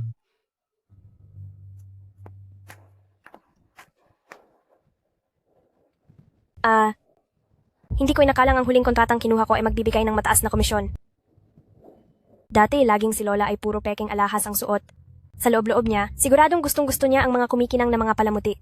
Ngayong araw, isasama ko talaga si Lola para bumili ng totoong alahas. Hello Lola, nakuha ko na ang bonus ko. Pumunta po kayo sa Shengshi Mall, sa boutique ni Master Wu Daozi na tindahan. Bibilhan ko po kayo ng regalo, pupunta na ako doon para hintayin kayo. Bagay na bagay po ito sa inyo, subukan niyo po. Wow! Si Master Wu Daozi ay talagang mahusay. Hindi ko lang alam kung ano ang magugustuhan ni Lola na uri ng alahas. Napakaganda niyo po kapag suot niyo yan. Kilala niyo po ba si Master Wu Daozi? Parang ang disenyong ito ay sadyang ginawa para sa inyo. Hindi ba't ang ate ko ito, ang tunay na anak na pinalayas sa bahay? Anong ginagawa mo rito? Ito ba ang pinalayas na tunay na tagapagmana? Anong ginagawa mo rito? Bakit hindi ako pwedeng manatili rito? Ang alahas sa shop na ito, kahit ang pinakamura, ay nagkakahalaga ng 6 na digit na dolyar. Ikaw, wag nang pag-usapan ng 6 na digit. Kahit nga 6 na daang dolyar ay wala ka, di ba? Lumiko ka sa kanan paglabas. Doon sa banda roon ay may basurahan. Doon ang lugar kung saan ka nababagay. Dahil naglakas loob akong pumasok, syempre ay may dala akong sapat na pera. Huwag mong sabihing, nakahanap ka ng mayamang lalaki na gagastos sa'yo. Paano kung malaman ng lalaki mo na, 6 na taon na ang nakalipat, sa isang birthday party, ay nakipagrelasyon ka sa kung sino-sinong lalaki, at hindi mo man lang kilala kung sino ang lalaking yon? Sa tingin mo, gugustuhin ka pa ba niya? Nagawa mo akong saktan. Ayusin mo yung pananalita mo sa akin. Paalisin niyo nga siya rito. Alice, andito ako para bumili bilang isang customer. Anong karapatan mong paalisin ako? sa hitsura mo pa lang na parang basahan. Ang pagpasok mo sa shop na ito ay nakakababa lang ng antas ng aming tindahan. Makinig ka na lang, lumayas ka na. Ang master na si Wu Daozi ay isang kagalang-galang na mahusay na artist. Bilang empleyado niya, bakit kailangan mong maging mapanghusga sa hitsura? Amoy na amoy sa iyo ang pagiging makaluma. Wala kang pera, kaya huwag mo kaming pangaralan. Sino ang nagsabing wala siyang pera? Ang card na ito, sapat na ba ito para makapasok dito? Ito ang para sa pinakamayamang tao sa mundo, na mayroon lamang na Supreme VIP Black Card. Ito ang Supreme VIP Black Card, na tanging ang pinakamayamang tao sa buong mundo ang mayroon. Lola, ang card na ito. Ay naku. Cheng, hindi na ako magpapanggap. Sa totoo lang, mayaman talaga ako. Lagot na. Parang sinusumpong na naman si Lola ng pagkalimot. Ipinagbubunying may-ari ng Supreme VIP Black Card. Ang lahat ng mga tindahan sa buong mundo ay kailangang magbigay ng pinakamataas na serbisyo sa inyo. Masyado po akong naging mapanghusga. Napabayaan ko po kayo at ang inyong apo. Pasensya na po. Apo po ako sa tuhod. Ang lola ko po kasi. Napaka-utu-utu naman. Naloko pa kayo ng ganyan. Ikaw na matandang ito, sa itsura mong yan, halatang galing ka sa probinsya. Paano ka magkakaroon ng sinasabing Supreme VIP Black Card? Siguradong fake ang card na iyan. Kung totoo man o hindi, malalaman din natin ang totoo. Wag na po nating i-check. Nandito lang naman tayo para bumili ng maliit na palamuti. Ito na lang po, 88,800 dolyar, ang card ko na lang ang gamitin. Card ko na ang gamitin mo. Hala, Apo. Huwag kang matakot. Hindi ba sinabi na ni Lola sa iyo na mayaman ako? Hayaan na lang. Hayaan na muna natin si Lola. Babayaran ko na lang ang kulang mamaya. Kapag ang card ng matandang ito ay totoong black card, ipapahiya ko ang sarili ko sa harap ninyong lahat.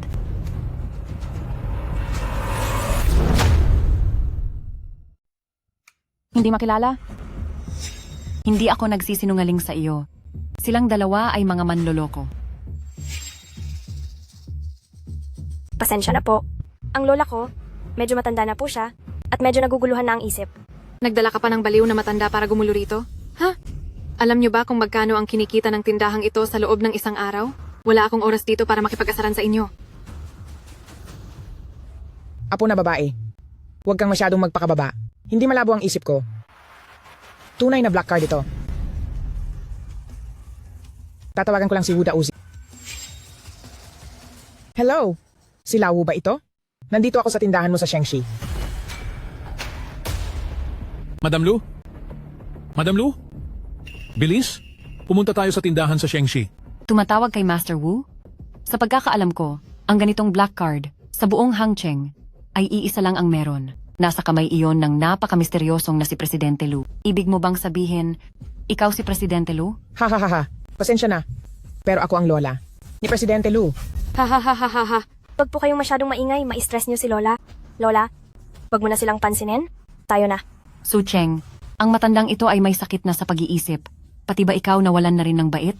Ang ganitong matanda, ituturing mo pang parang ginto na pinoprotektahan mo? Masyado ka nang nalilito, no? Papatalsikin ko ang pagkalito mo. Lola. Cheng, napasok ka ba? Kayo, ang lakas ng loob ninyong. Sakta ng apo na babae ko. Ano naman ngayon? Kayong dalawang galing sa hirap. Security. May nanggugulo rito. Ilabas niyo sila. Tigil! Tumigil ka.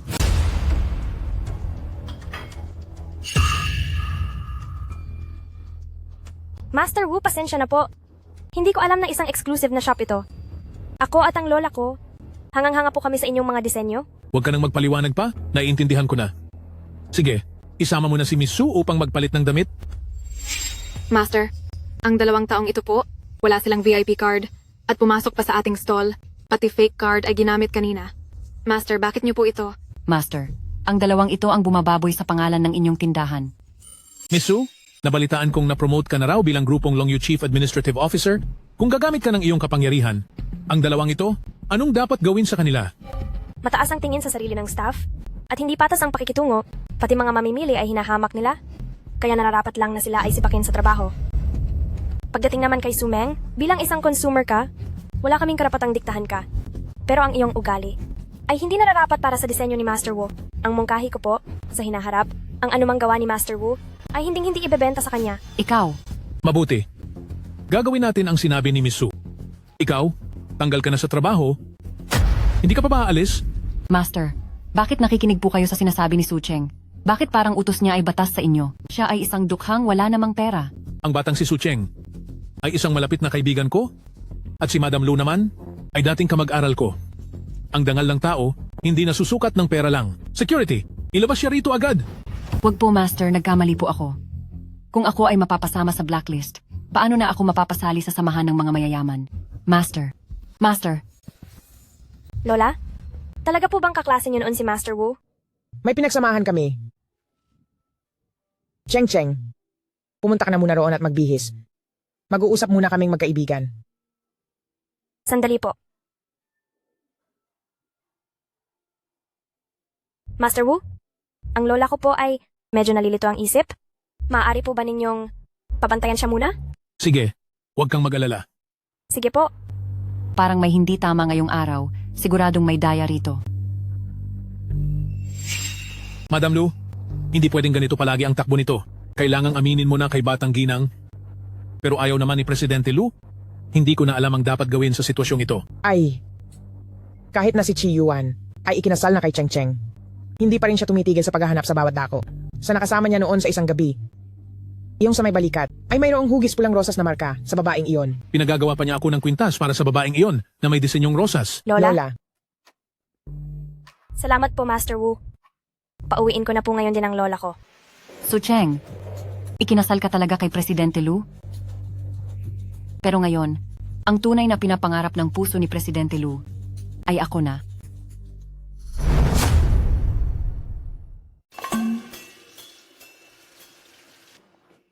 May magnanakaw. Lola, wag po kayong matakot. Marunong akong lumaban. Ako? Hindi ako magnanakaw. Hindi siya magnanakaw. Siya ay nandito para hulihin ang mga lobster. Tama po. Ang mga lobster sa hotel namin ay nakawala. Kaya hinuhuli ko silang isa-isa. Kailangan ko na pong pumunta sa kabilang bahay para maghanap. Dahil sabi niya ay hindi naman pala siya magnanakaw. Kampante na ako. Apo ko, ang husay mo pala sa pagluluto ngayon. Natuto ka na rin mag-ukit ng pagkain. Sandali. Itong ukit na to, hindi kaya. Iyon ang gawa ng kusinero kanina. Nagbibiro po ba kayo? Siyempre, ako ang nag-ukit niyan. Cheng, samahan mo si Lola maghugas ng kamay para kumain. Opo. Tayo na po, Lola.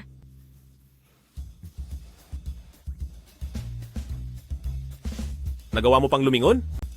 Sa susunod, huwag ka nang mag-uukit. Nakasanayan lang po sa trabaho. Pasensya na po. Umalis ka na. Luchiwan, napakasarap ng luto mo. Turuan mo naman ako. Uy! Cheng Cheng, hindi tayo nagkukulang sa kusinero. Ang kulang sa atin ay babaeng president. Sige po. Dahil ako ang magiging president, igagaya ko kayo ng mansanas. Huwag ikaw, hayaang siya ang sumubok. Para siya ang magbalat ng mansanas natin sa hinaharap. Mabait kong apo. Huwag mong sabihing pati pagbalat ng mansanas ay hindi mo alam. Ha ha ha. Samantalang marunong ka namang mag-ukit. Ako? Marunong? Paanong? Hindi ko malalaman?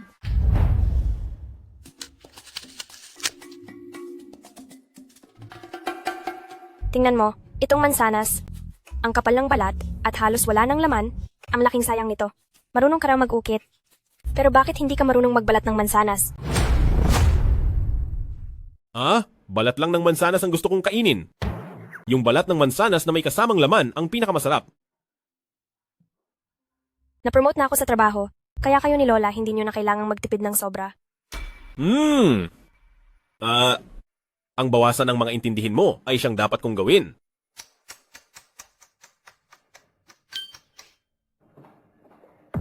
Cheng Cheng, Bakit kayo nandito? nitong mga nakaraang araw, nangungulila na kami ng nanay mo sa iyo. Nga pala, sa mga susunod na araw, kaarawan ni Mengmeng, na siya ring kaarawan mo. Sabi ni Mengmeng, magdaos daw tayo ng isang pool party. Kaya sa oras na iyon, pumunta ka rin doon, ha? Sumeng? Magagawa niya ba iyon ng bukal sa loob? Hoy, bata ka. Bakit ganyan ka magsalita? Masyado lang prangka si Mengmeng, pero hindi siya masamang tao. Siya pa nga ang nagsabing isama ka sa piging, kaya ibig sabihin lang nito na naaalala ka pa rin niya. Kahit kailan talaga siya na ang magaling, at ako na ang palaging mali. Cheng Cheng, kanya na ba ang pakikitungo mo sa iyong mga magulang? Noong kinuha ka sa malalayong kabundukan, akala namin hindi ka na namin mahahanap, kaya namin inampon si Mengmeng. Kung alam ko lang na ganyan ang ugali mo, sana ay hindi ka na lang namin binalikan. Wala kang kaabog-abog bilang isang kagalang-galang na dalaga. Hindi mo man lang mapantayan si Mengmeng. Noon, gustong-gusto kong ikumpara ang sarili ko kay Sumeng, pero na-realize ko ngayon na hindi naman pala iyon kailangan. Ang tunay na malakas ay hindi na kailangang magpaliwanag. Sa piging, sisiguraduhin kong nandoon ako.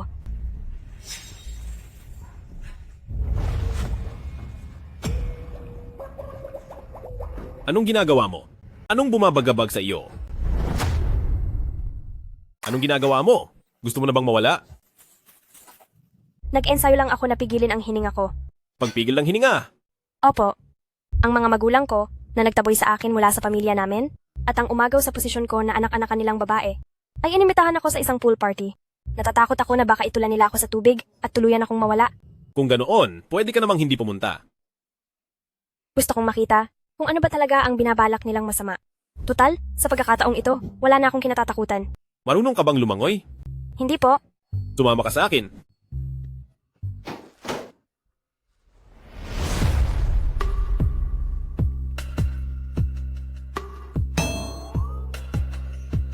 Ang ganda naman ng pangangatawan niya.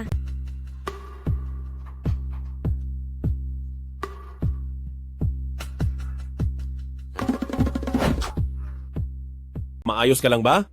Kalahating oras na. Maayos lang. Ako ay lalabas na agad.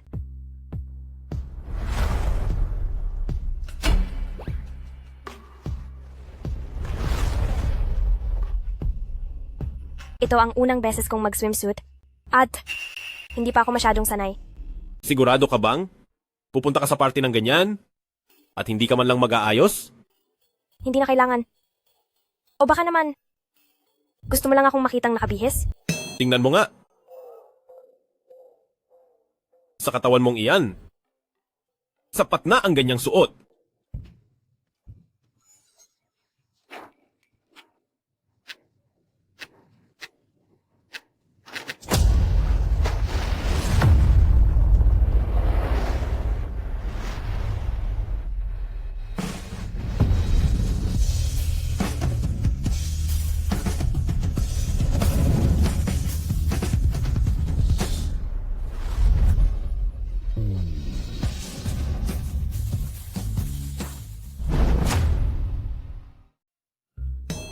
Bitaw na. Tama na yan. At mag-practice ka muna. Napigilin ang hininga mo.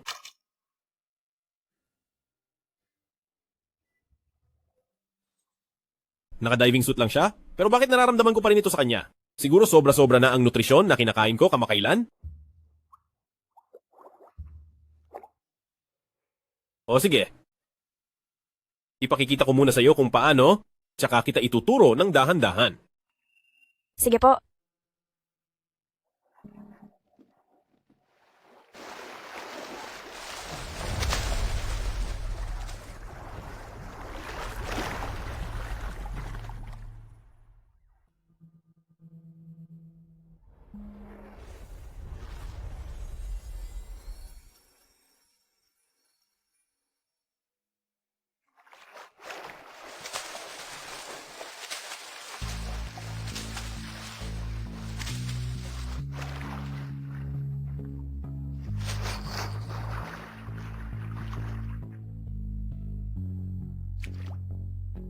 Nakita mo ba ng malinaw?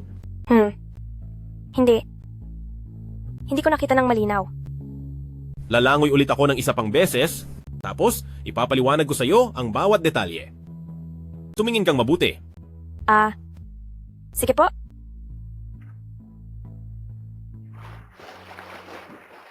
Gusto ko lang naman siyang maging malakas at malusog, hindi para busugin ang mga mata ko. Tingnan nyo.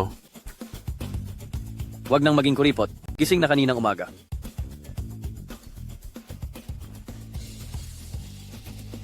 Sumeng, nandito na ako. Sabihin mo na, anong kailangan? Ate, bakit ganyan ang suot mo pagpunta rito? Ayaw mo bang magpalit ng magandang swimwear? Wala ka ba? Pwede kitang pahiramin. Wala akong oras para sa drama mo. Kung hindi pa tayo magsisimula, aalis na ako. Uy ate, halika rito. May sasabihin ako sa'yo. Tito Chen, dala ko na ang taong gusto mo.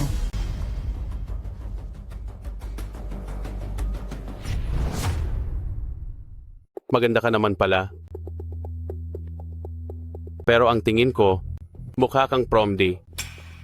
Pero dahil malapad ang balakang mo, siguro ay kaya mo. Akong bigyan ng isang malusog na anak na lalaki. May sakit ka ba sa utak? Tumigil ka. Su Cheng, naipakasal ka na namin kay President Chen? Akala ko ba hindi niyo na ako kinikilala? Kaya kung sino ang papakasalan ko, bakit kayo nangingialam? Naku ate, ginagawa ito ni na papa at mama para sa ikabubuti mo. Gusto mo bang habang buhay na walang asawa at basta na lang makikipag-date sa kung sino-sino? Su Cheng, wala namang paki si President Chen kahit pa alam niyang masama ang iyong reputasyon, handa ka pa rin niyang pakasalan at nagbigay pa siya ng ilang daang libong dolyar na regalo, dapat pa ngang magpasalamat ka sa langit. Kaya naman pala napakabait niyo at pinapunta niyo ako rito. Ibebenta niyo pala ako. Ang regalong yan, kung sino man ang tumanggap, siya ang magpakasal sa kanya. May asawa na ako. Ano? Totoo bang kasal ka na? Walang hiya ka? Nawala man lang aming pahintulot?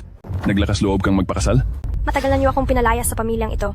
Kaya kung sino ang pakakasalan ko, hindi ko kailangan ng pahintulot niyo. Ikaw. Hay, ate, ang asawa mo, tiyak na napakahirap lang niya. Diba? Nakita ko noong nakaraan. Ang lola niya ay makakalimutin na dahil sa katandaan. Kung sa taong tulad niya ka sasama, siguradong stress ka lang. Naku naman, kahit nakasal ka na, okay lang iyan, hiwalayan mo na lang. Ha? Hindi ako naniniwalang ang asawa mo ay mas guwapo pa sa akin. Pasensya na po, pero mas gwapo pa sa iyo ang asawa ko. Hindi ako naniniwala. Tawagin mo siya rito ngayon din. Sige, Ano? mahal. Tinawag mo akong mahal? May tao kasi rito na ayaw maniwala na mas gwapo ka sa kanya. Sige. Pupunta na ako riyan.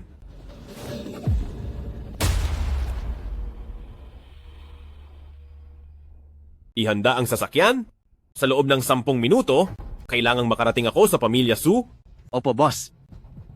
Ikaw, May lakas loob ka pa talagang patawagin ang lalaking yan? Kailangan niyo yung maghiwalay.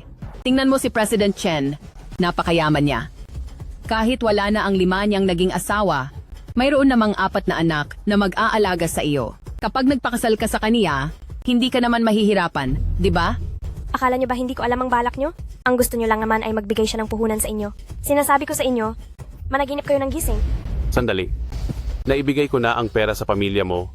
Sumama ka na sa akin, kundi ang 4 kong anak ang parurusahan sa iyo. Inakala niyo ba? Na ako pa rin ay ganoon kadaling apihin?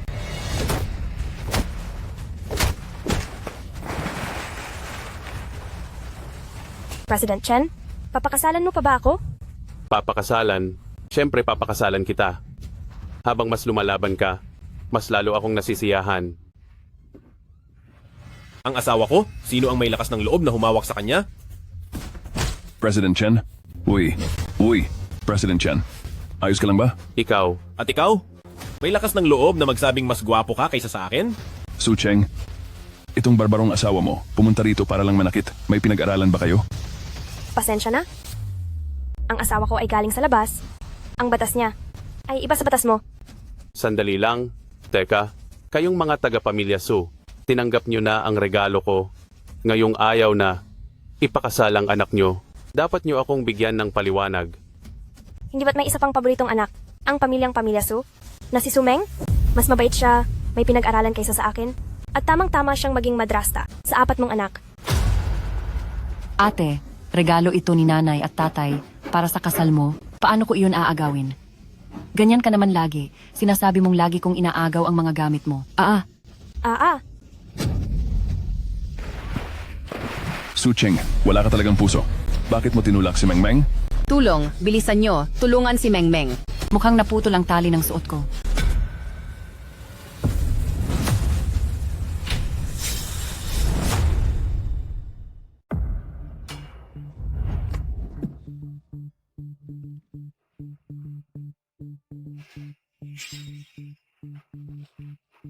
Saklolo. Tulong po, tulong. Bakit ka ba sumisigaw? Mababaw lang ang tubig. Ako. Pinulikat ako. Napakasakit.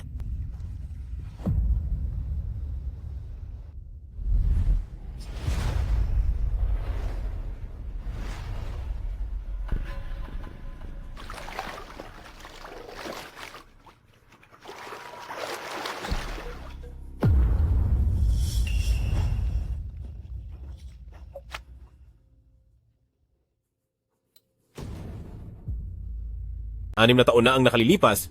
Junting Hotel? Ang babaeng nakasama ko ng gabing iyon? Ay ikaw? Paano mo nalaman ang nangyari ng gabing iyon? Ibig bang sabihin ay ikaw ang lalaking iyon?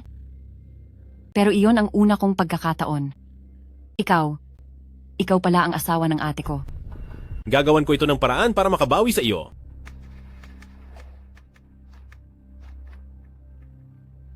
Nasaan si Su Cheng? Umalis na siya. Lola? Nahanap ko na ang babae mula 6 na taon na ang nakalilipas. Siya ang kapatid ni Su Cheng? Si Su Meng.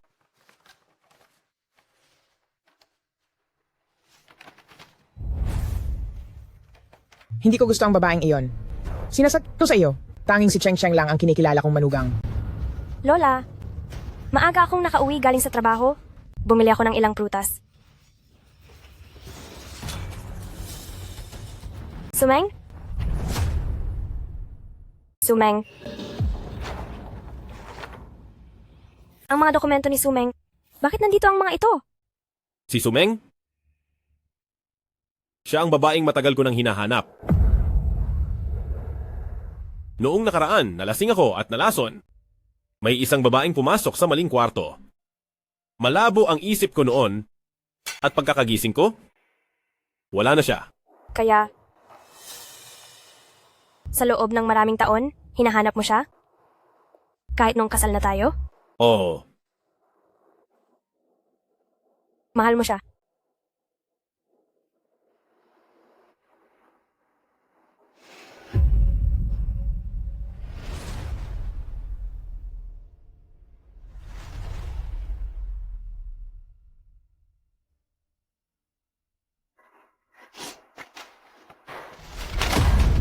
Mag-divorce na tayo?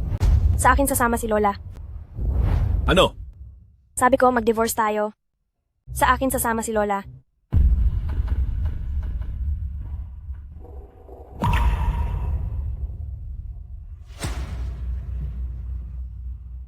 Sige. Mabuti, napakabuti. Mabuting maghiwalay kayo. Mabuting maghiwalay na. Darating ang oras, ipaghahanap ko si Cheng Cheng ng mas disenteng lalaki. Hindi ako makikipag-divorce. Mr. Lu, kapag hindi ka nakiisa, magsasampa ako sa korte ng kasong divorce. Mr. Lu? Ang bilis mo namang nagbago ng tawag sa akin. Oo. Ayaw ko na mayroon ka pang ibang mahal sa puso mo. Wala akong interes na makipaghati sa asawa sa ibang babae. Dahil sa pinagsamahan natin noon, bibigyan kita ng 1 linggo. Humanap ka ng matitirhan at umalis ka na.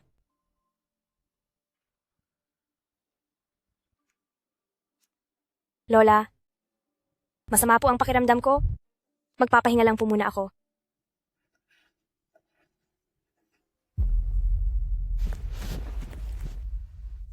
Si Su Cheng. Ayaw na niya sa akin. Hindi ko alam. Sinabi ni Cheng Cheng na gusto niya ako.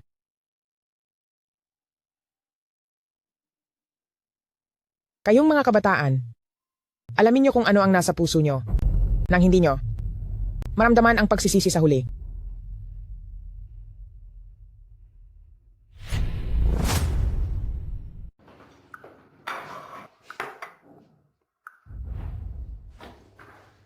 Magandang umaga.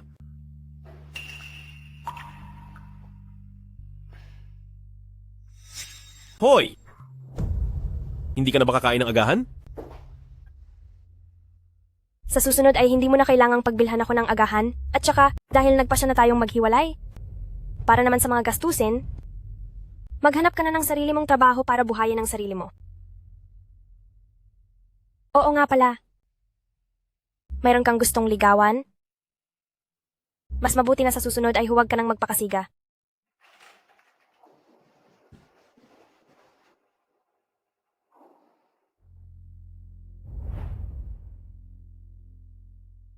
Isang linggo na siyang hindi namamanisin sa akin. Sir, baka po gusto ninyo na asikasuhin na lang muna ang trabaho? Marami pa po ritong mga dokumento na naghihintay na maasikaso ninyo. Trabaho na lang ng trabaho araw-araw? Anong mapapala ko sa trabaho? Ano? Magpadala kayo sa group chat ng kumpanya ng mga survey tungkol sa pakikipag-date. Po? Tanungin nyo ang mga babaeng empleyado kung ano ang mga gusto nila at kung anong gusto nila tuwing nakikipag-date. Kapag nagamit ang mungkahi nila, doble ang matatanggap nilang bonus sa katapusan ng taon. Heto po, Lola. Kumain po kayo ng hipon. Naku po, talagang si Cheng Cheng lang ang nag-aalaga sa akin. Ha ha ha!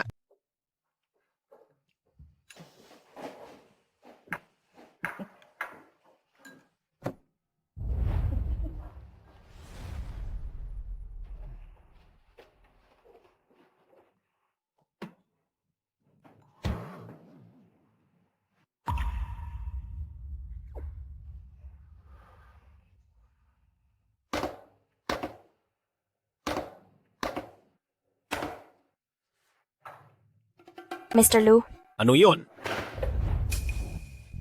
tapos na ang palugit na 1 linggo? Huwag mong kalimutang ibalik sa akin ang susi.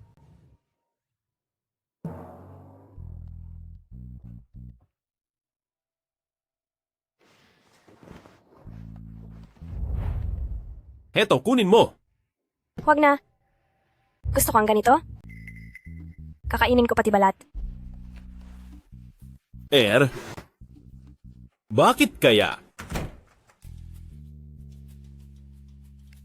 Ang hirap dito? Bakit ang bigat sa pakiramdam?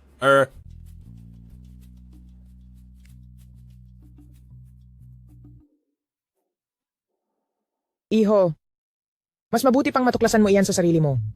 Napakasarap ng mansanas na ito.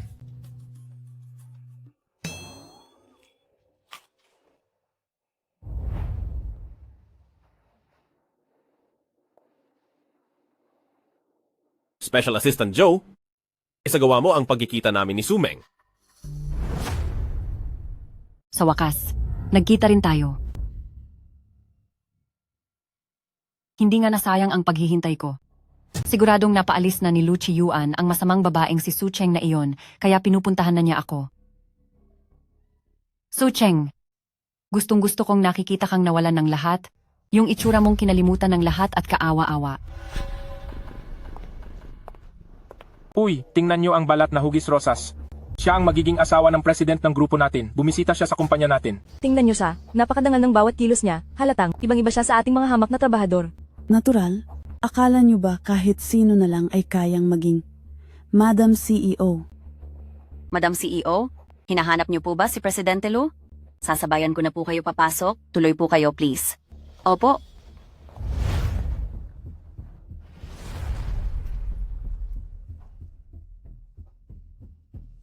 Chiyuan, kanina ka pa ba naghihintay?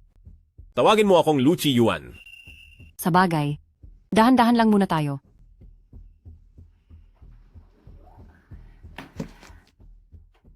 Chiyuan, iyang kape mo mukhang ang bango, titikman ko lang.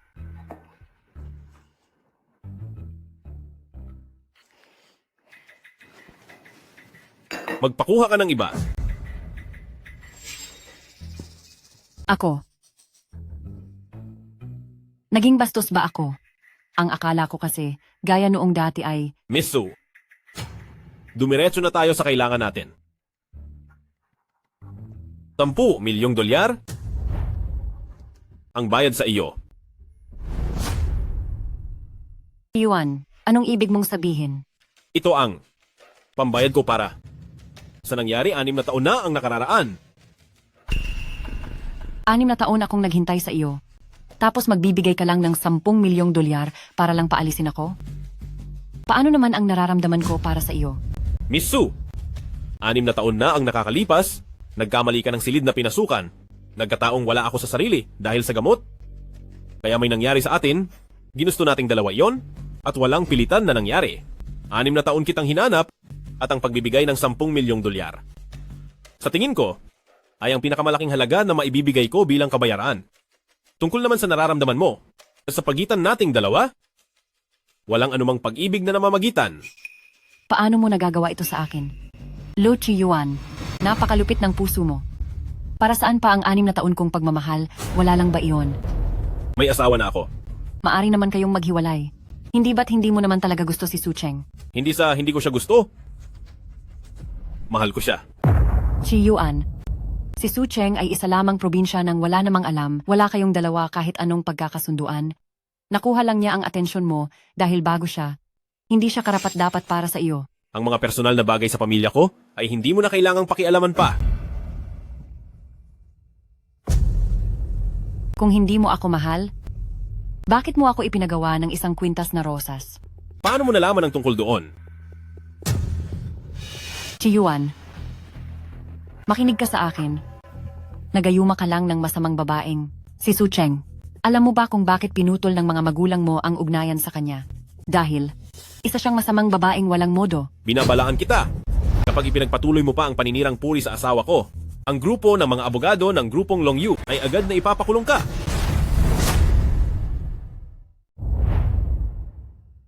Hindi alam ni Cheng Cheng ang totoong pagkatao ko. Kung sasabihin mo ang mga bagay na hindi dapat malaman, alam mo kung ano ang kayang gawin ni Pamilyang Lu.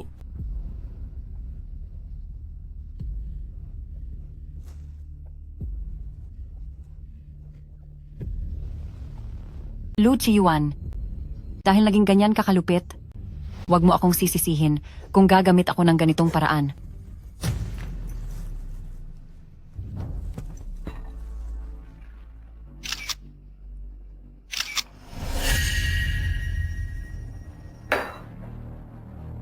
Uminom ako kasama siya ngayon sa iisang tasa ng kape.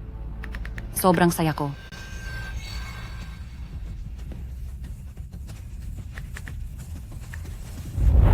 Wow, nakakaingit naman. Mengmeng, ang swerte mo talaga. Ang tattoo ni Mengmeng, bakit parang pamilyar?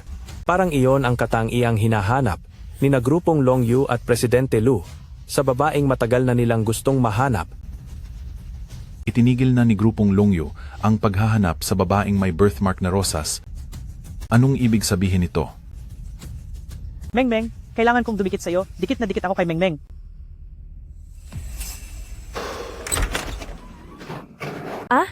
Ikaw? Bakit ka nandito? Anong nangyayari dito?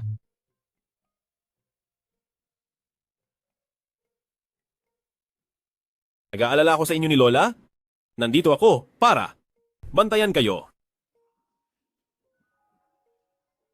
Magsabi ka ng totoo. Wala akong pera pambayad ng renta. Magkano ang kailangan mo? Papahiramin kita.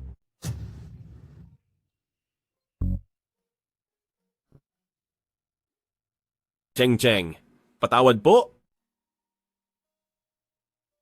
Punoon kasi, wala pa akong nagustuhang iba. Masyado akong naging manhid. Hindi ko alam kung ano ang pakiramdam kapag nagkakagusto sa isang tao. Naintindihan ko na, nitong mga nakaraang araw, ikaw lang talaga ang taong gusto ko sa simulat sa pool.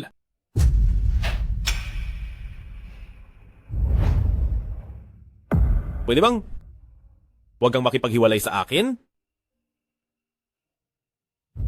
Wala kang nagustuhan? Hindi ba ilang taon mo ring nagustuhan si Sumeng? Nagkamali ako. Naging tanga talaga ako. Ang nagustuhan ko lang ay isang taong nasa imahinasyon ko. Pero hindi ko talaga siya gusto. Malinaw ko nang naisama sa kanya ang lahat. Ano na? Oo nga naman, Cheng Cheng. Alam na niyang nagkamali siya. Opo. Lola, Sira ulo ka talaga. pumasok ka na muna.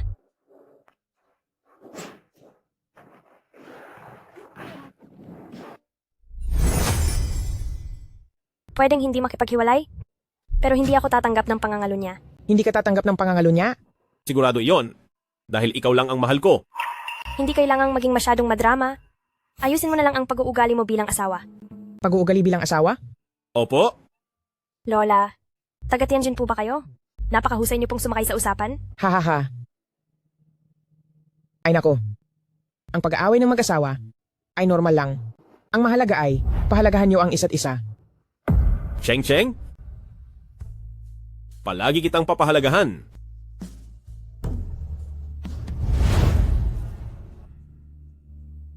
Si Manager Jiang ka, di ba? Dapat ay kilala mo kung sino ako. Opo, kilala ko po. Kayo ang anak ng may-ari ng Su Group at ang asawa ng CEO sa grupong Longyu. Magaling. Matamis ang iyong pananalita at mabilis ang iyong balita.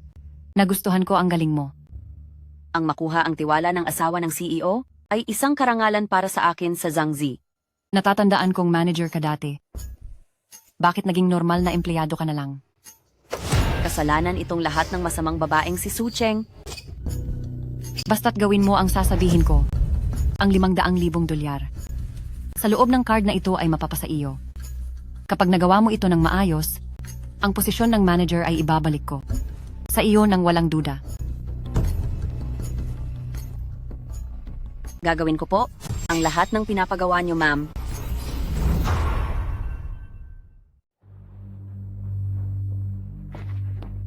President Su, may isang customer na gusto kayong kunin para sa disenyo ng Seaside Villa. Ang sabi niya ay makikipag-usap siya sa inyo mamaya. Bakit ang dumi dito? Po, pasensya na po, President Su. Kakadaan ko lang sa renovation team. Sa susunod, sisiguraduhin ko pong malilinis ko ang lahat. President Su, itong bayad para sa Seaside Villa Design ay mas mataas ng ilang beses kaysa sa ibang mga proyekto, pati na rin ang komisyon. Dapat akong kumita ng mas maraming pera para sina Luchi Yuan at si Lola ay kampante lang sa bahay. Sige, pupunta ako doon ngayong hapon. Sige po.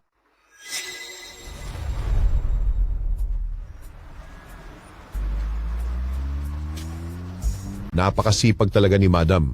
Nagtatrabaho kahit tanghaling tapat.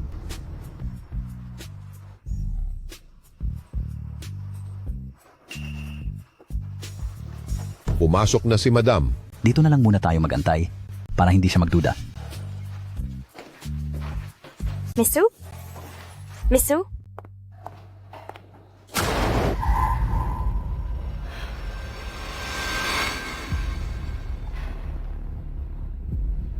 Miss Su? Miss Su?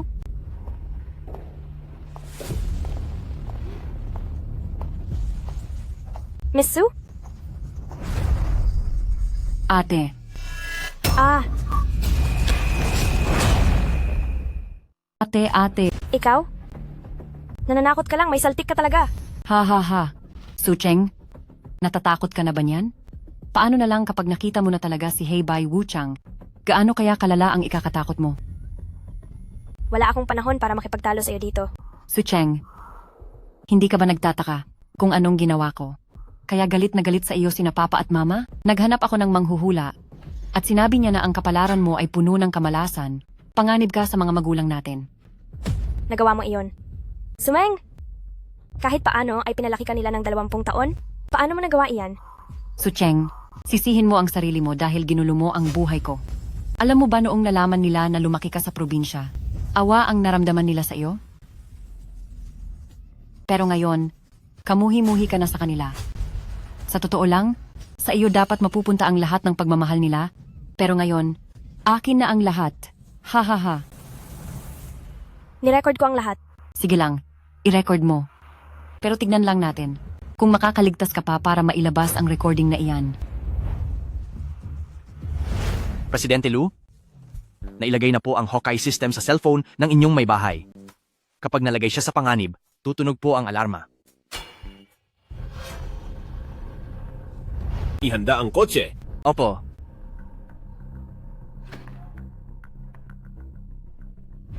Anong ginawa mo? Ha? Nalimutan kong sabihin na si Manager Jiang ay kakampi ko rin. Nilagyan niya ang gamit mong mga folder kanina ng pampatulog. Anong binabalak mo? Ah, Tapos ka na. ah.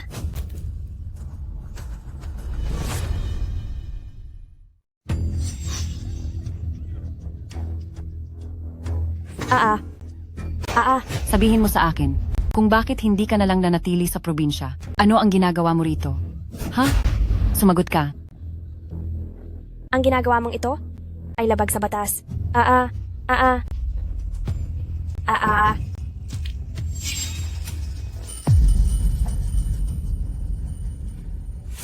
Ibigay mo sa akin ang gamit.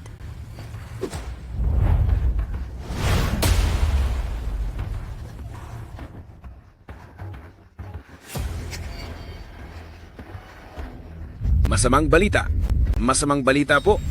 Miss Sue, nagbalita po ang ating espiya. Darating na si Presidente Lu sa loob ng 10 minuto. Kailangan na nating umalis agad. Ano? Mauuna na ako. Ayusin niyo si Sucheng bago kayo sumunod.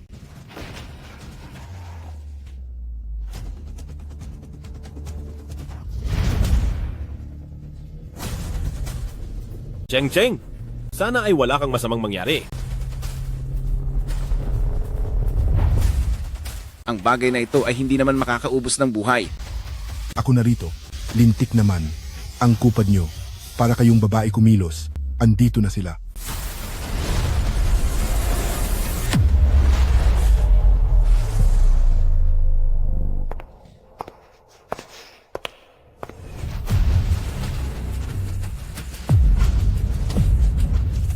Cheng? Bakit ang bilis naman? Hindi ba sabi 10 minuto pa? Cheng? Cheng?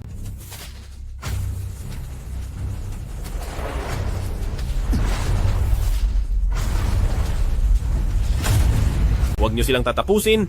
Ang mga taong ito ay kailangan ko pa.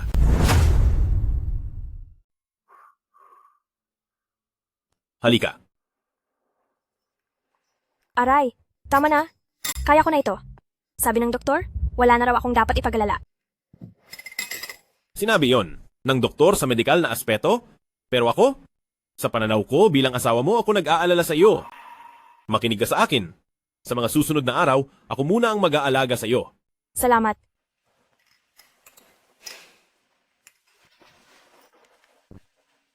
Sandali po, magsasagawa muna tayo ng check-up. Sige po.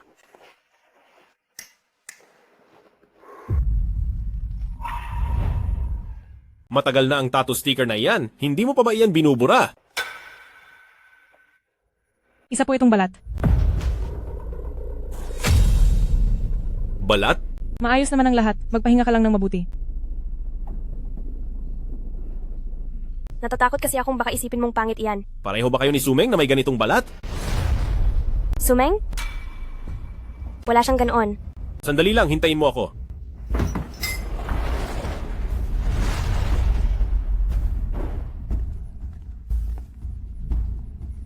Iimbestigahan ko ang mga litrato ni Sumeng noong bata pa siya.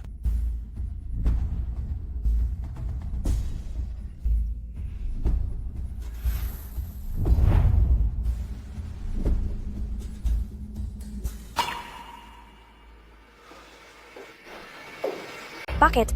Anong problema? Cheng Cheng. Noong nakaraang 6 na taon, ika-28 ng Marso. Hindi ba nandoon ka noon sa Junting Hotel? 6 na taon na ang nakakalipas.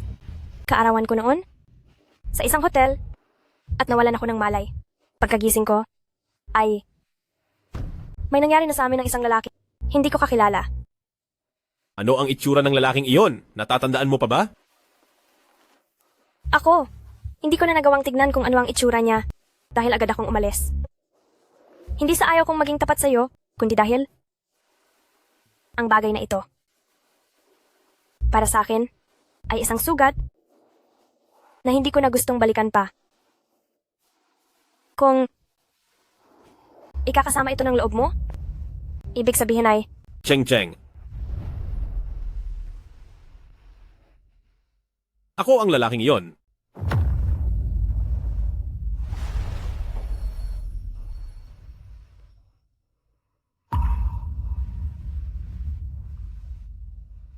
kung ganon, paano si Sumeng? Naglagay si Sumeng ng peking balat sa kanyang balikat na gaya ng sa iyo. Kaya maling akala ko. Noong 6 na taon na ang nakakaraan na siya ang babaeng iyon. Sumeng? Siya na naman.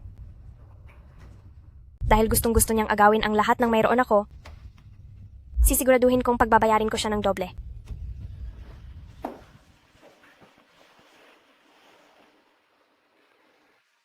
Lagi akong nasa tabi mo. Susuportahan ko ang desisyon mo.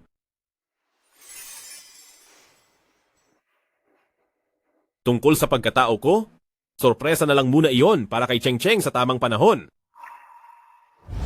Kailangan ko nang umalis agad kay Hang Cheng. Kung hindi ay siguradong hindi ako palalampasin ni Lu Chiyuan. Tabi. Miss, may balita mula sa ating mga tauhan na si Su Cheng ay tapos na at wala na. Wala kaming balita nitong mga nakaraang araw dahil umiiwas kami sa paghahanap ni Lu Chiyuan. Ganoon pala iyon.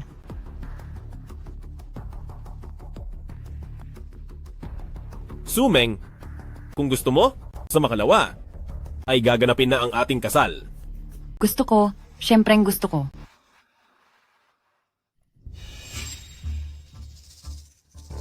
Su Cheng, hindi mo akalain no? Pagkawala mo lang, ang asawa mo ay atubili na agad na pakasalan ako. Ha ha ha. Hindi ko akalain na ang asawa pala ni Su Cheng ay isang boss.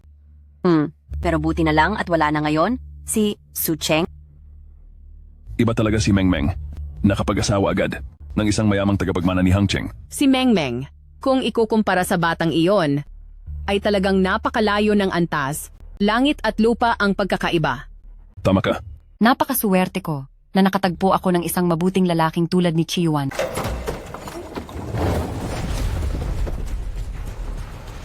Sa ganyang klaseng lalaki, natatakot ako na baka hindi mo kayanin ang magiging kapalit. Ikaw, hindi ba't wala ka na? Galing ako sa kamatayan para hiramin ang buhay mo. Su Cheng, ang lugar na ito ay hindi. Para sa panggugulo, lumabas ka. Ang taong nasa entablado ay asawa ko. Bakit? Hindi ako pwedeng tumayo rito? Anong kalokohan ang sinasabi mo? Umalis ka na agad. Security. Security. Su Cheng, hindi ka ba nagtataka sa kung ano ang ginawa ko? Para si Papa at Mama ay sobrang magalit sa iyo. Nagtungo ako sa manghuhula. Sabi niya, ang kapalaran mo ay malas at mapag-isa at ikapapahamak ito ng mga magulang mo.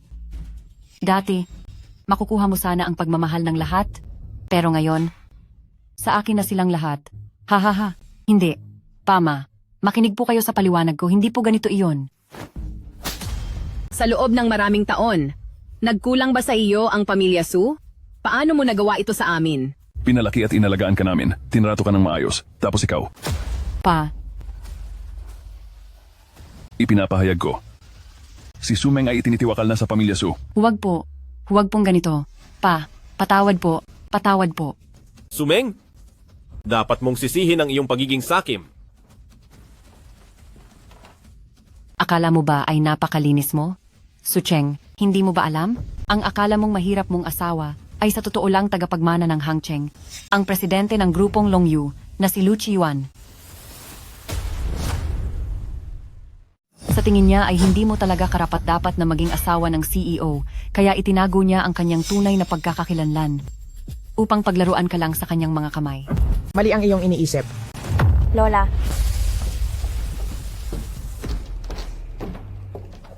Ang layunin namin ni Chiyuan ay sanayin si Cheng Cheng bilang CEO ng grupo para makasama ni Chiyuan sa hinaharap na pamunuan ang grupong Longyu.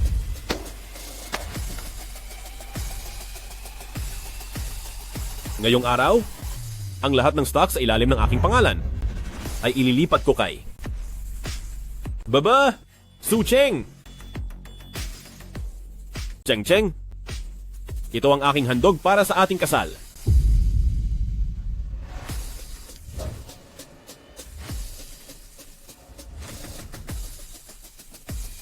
At para naman sa iyo, Sumeng, ilang beses mong sinaktan si Cheng Cheng upang makuha ang pera at manakit ng kapwa, ang katotohanan ng iyong krimen ay ganap na napatunayan at naisumite na ito sa pulisya. Ang natitirang bahagi ng iyong buhay ay hindi na makakalabas pa sa pintuan ng bilangguan. Hindi ito pwedeng mangyari. Papa, Mama, tulungan niyo po ako. Tulungan niyo ako. Sana lang ay sa oras na ito ay mawala ka na sa harap ko. Sucheng, nagkamali ako. Kasalanan ko ito dahil nabulag ako ng kasakiman. Pwede mo ba akong patawarin? Pasensya na. akala mo ba ay tanga ako? Hindi.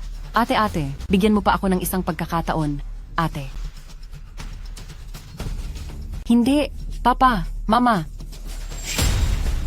Bitawan niyo ako. Bitawan niyo ako. Papa, Mama, tulungan niyo po ako. Iligtas niyo ako. Cheng Cheng, pasensya na. Dati, ang lahat ay gawa-gawa lang ni Sumeng. Mapapatawad mo ba ako pati ang mama mo? Cheng Cheng, kami ng papa mo ay babawi talaga sa iyo. Dati ay malinaw na pwede naman ninyong imbestigahan ang katotohanan. Pero kayo ay hindi kailanman nakinig sa paliwanag ko. Naniwala lang kayo kay Sumeng. At pinalayas niyo ako sa pamilya Su. At pagkatapos ay pinilit niyo pa akong magpakasal sa isang matanda. Akala niyo ba sa isang sorry lang ay mapapatawad ko na kayo? Pasensya na, Ginoong Su. Hindi ganoon kadaling magpatawad. Pakiusap, umalis na kayo. Hindi. Wag po. Wag naman. Tara na. Anak. Cheng Cheng, Lola po. ayos lang iyan, huwag kang mag-alala. Opo. Mula ngayon, kami ni Chiyuan ang magiging pamilya mo.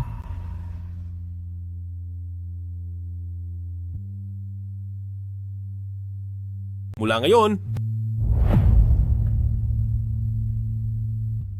poprotektahan kita. Salamat. Haha,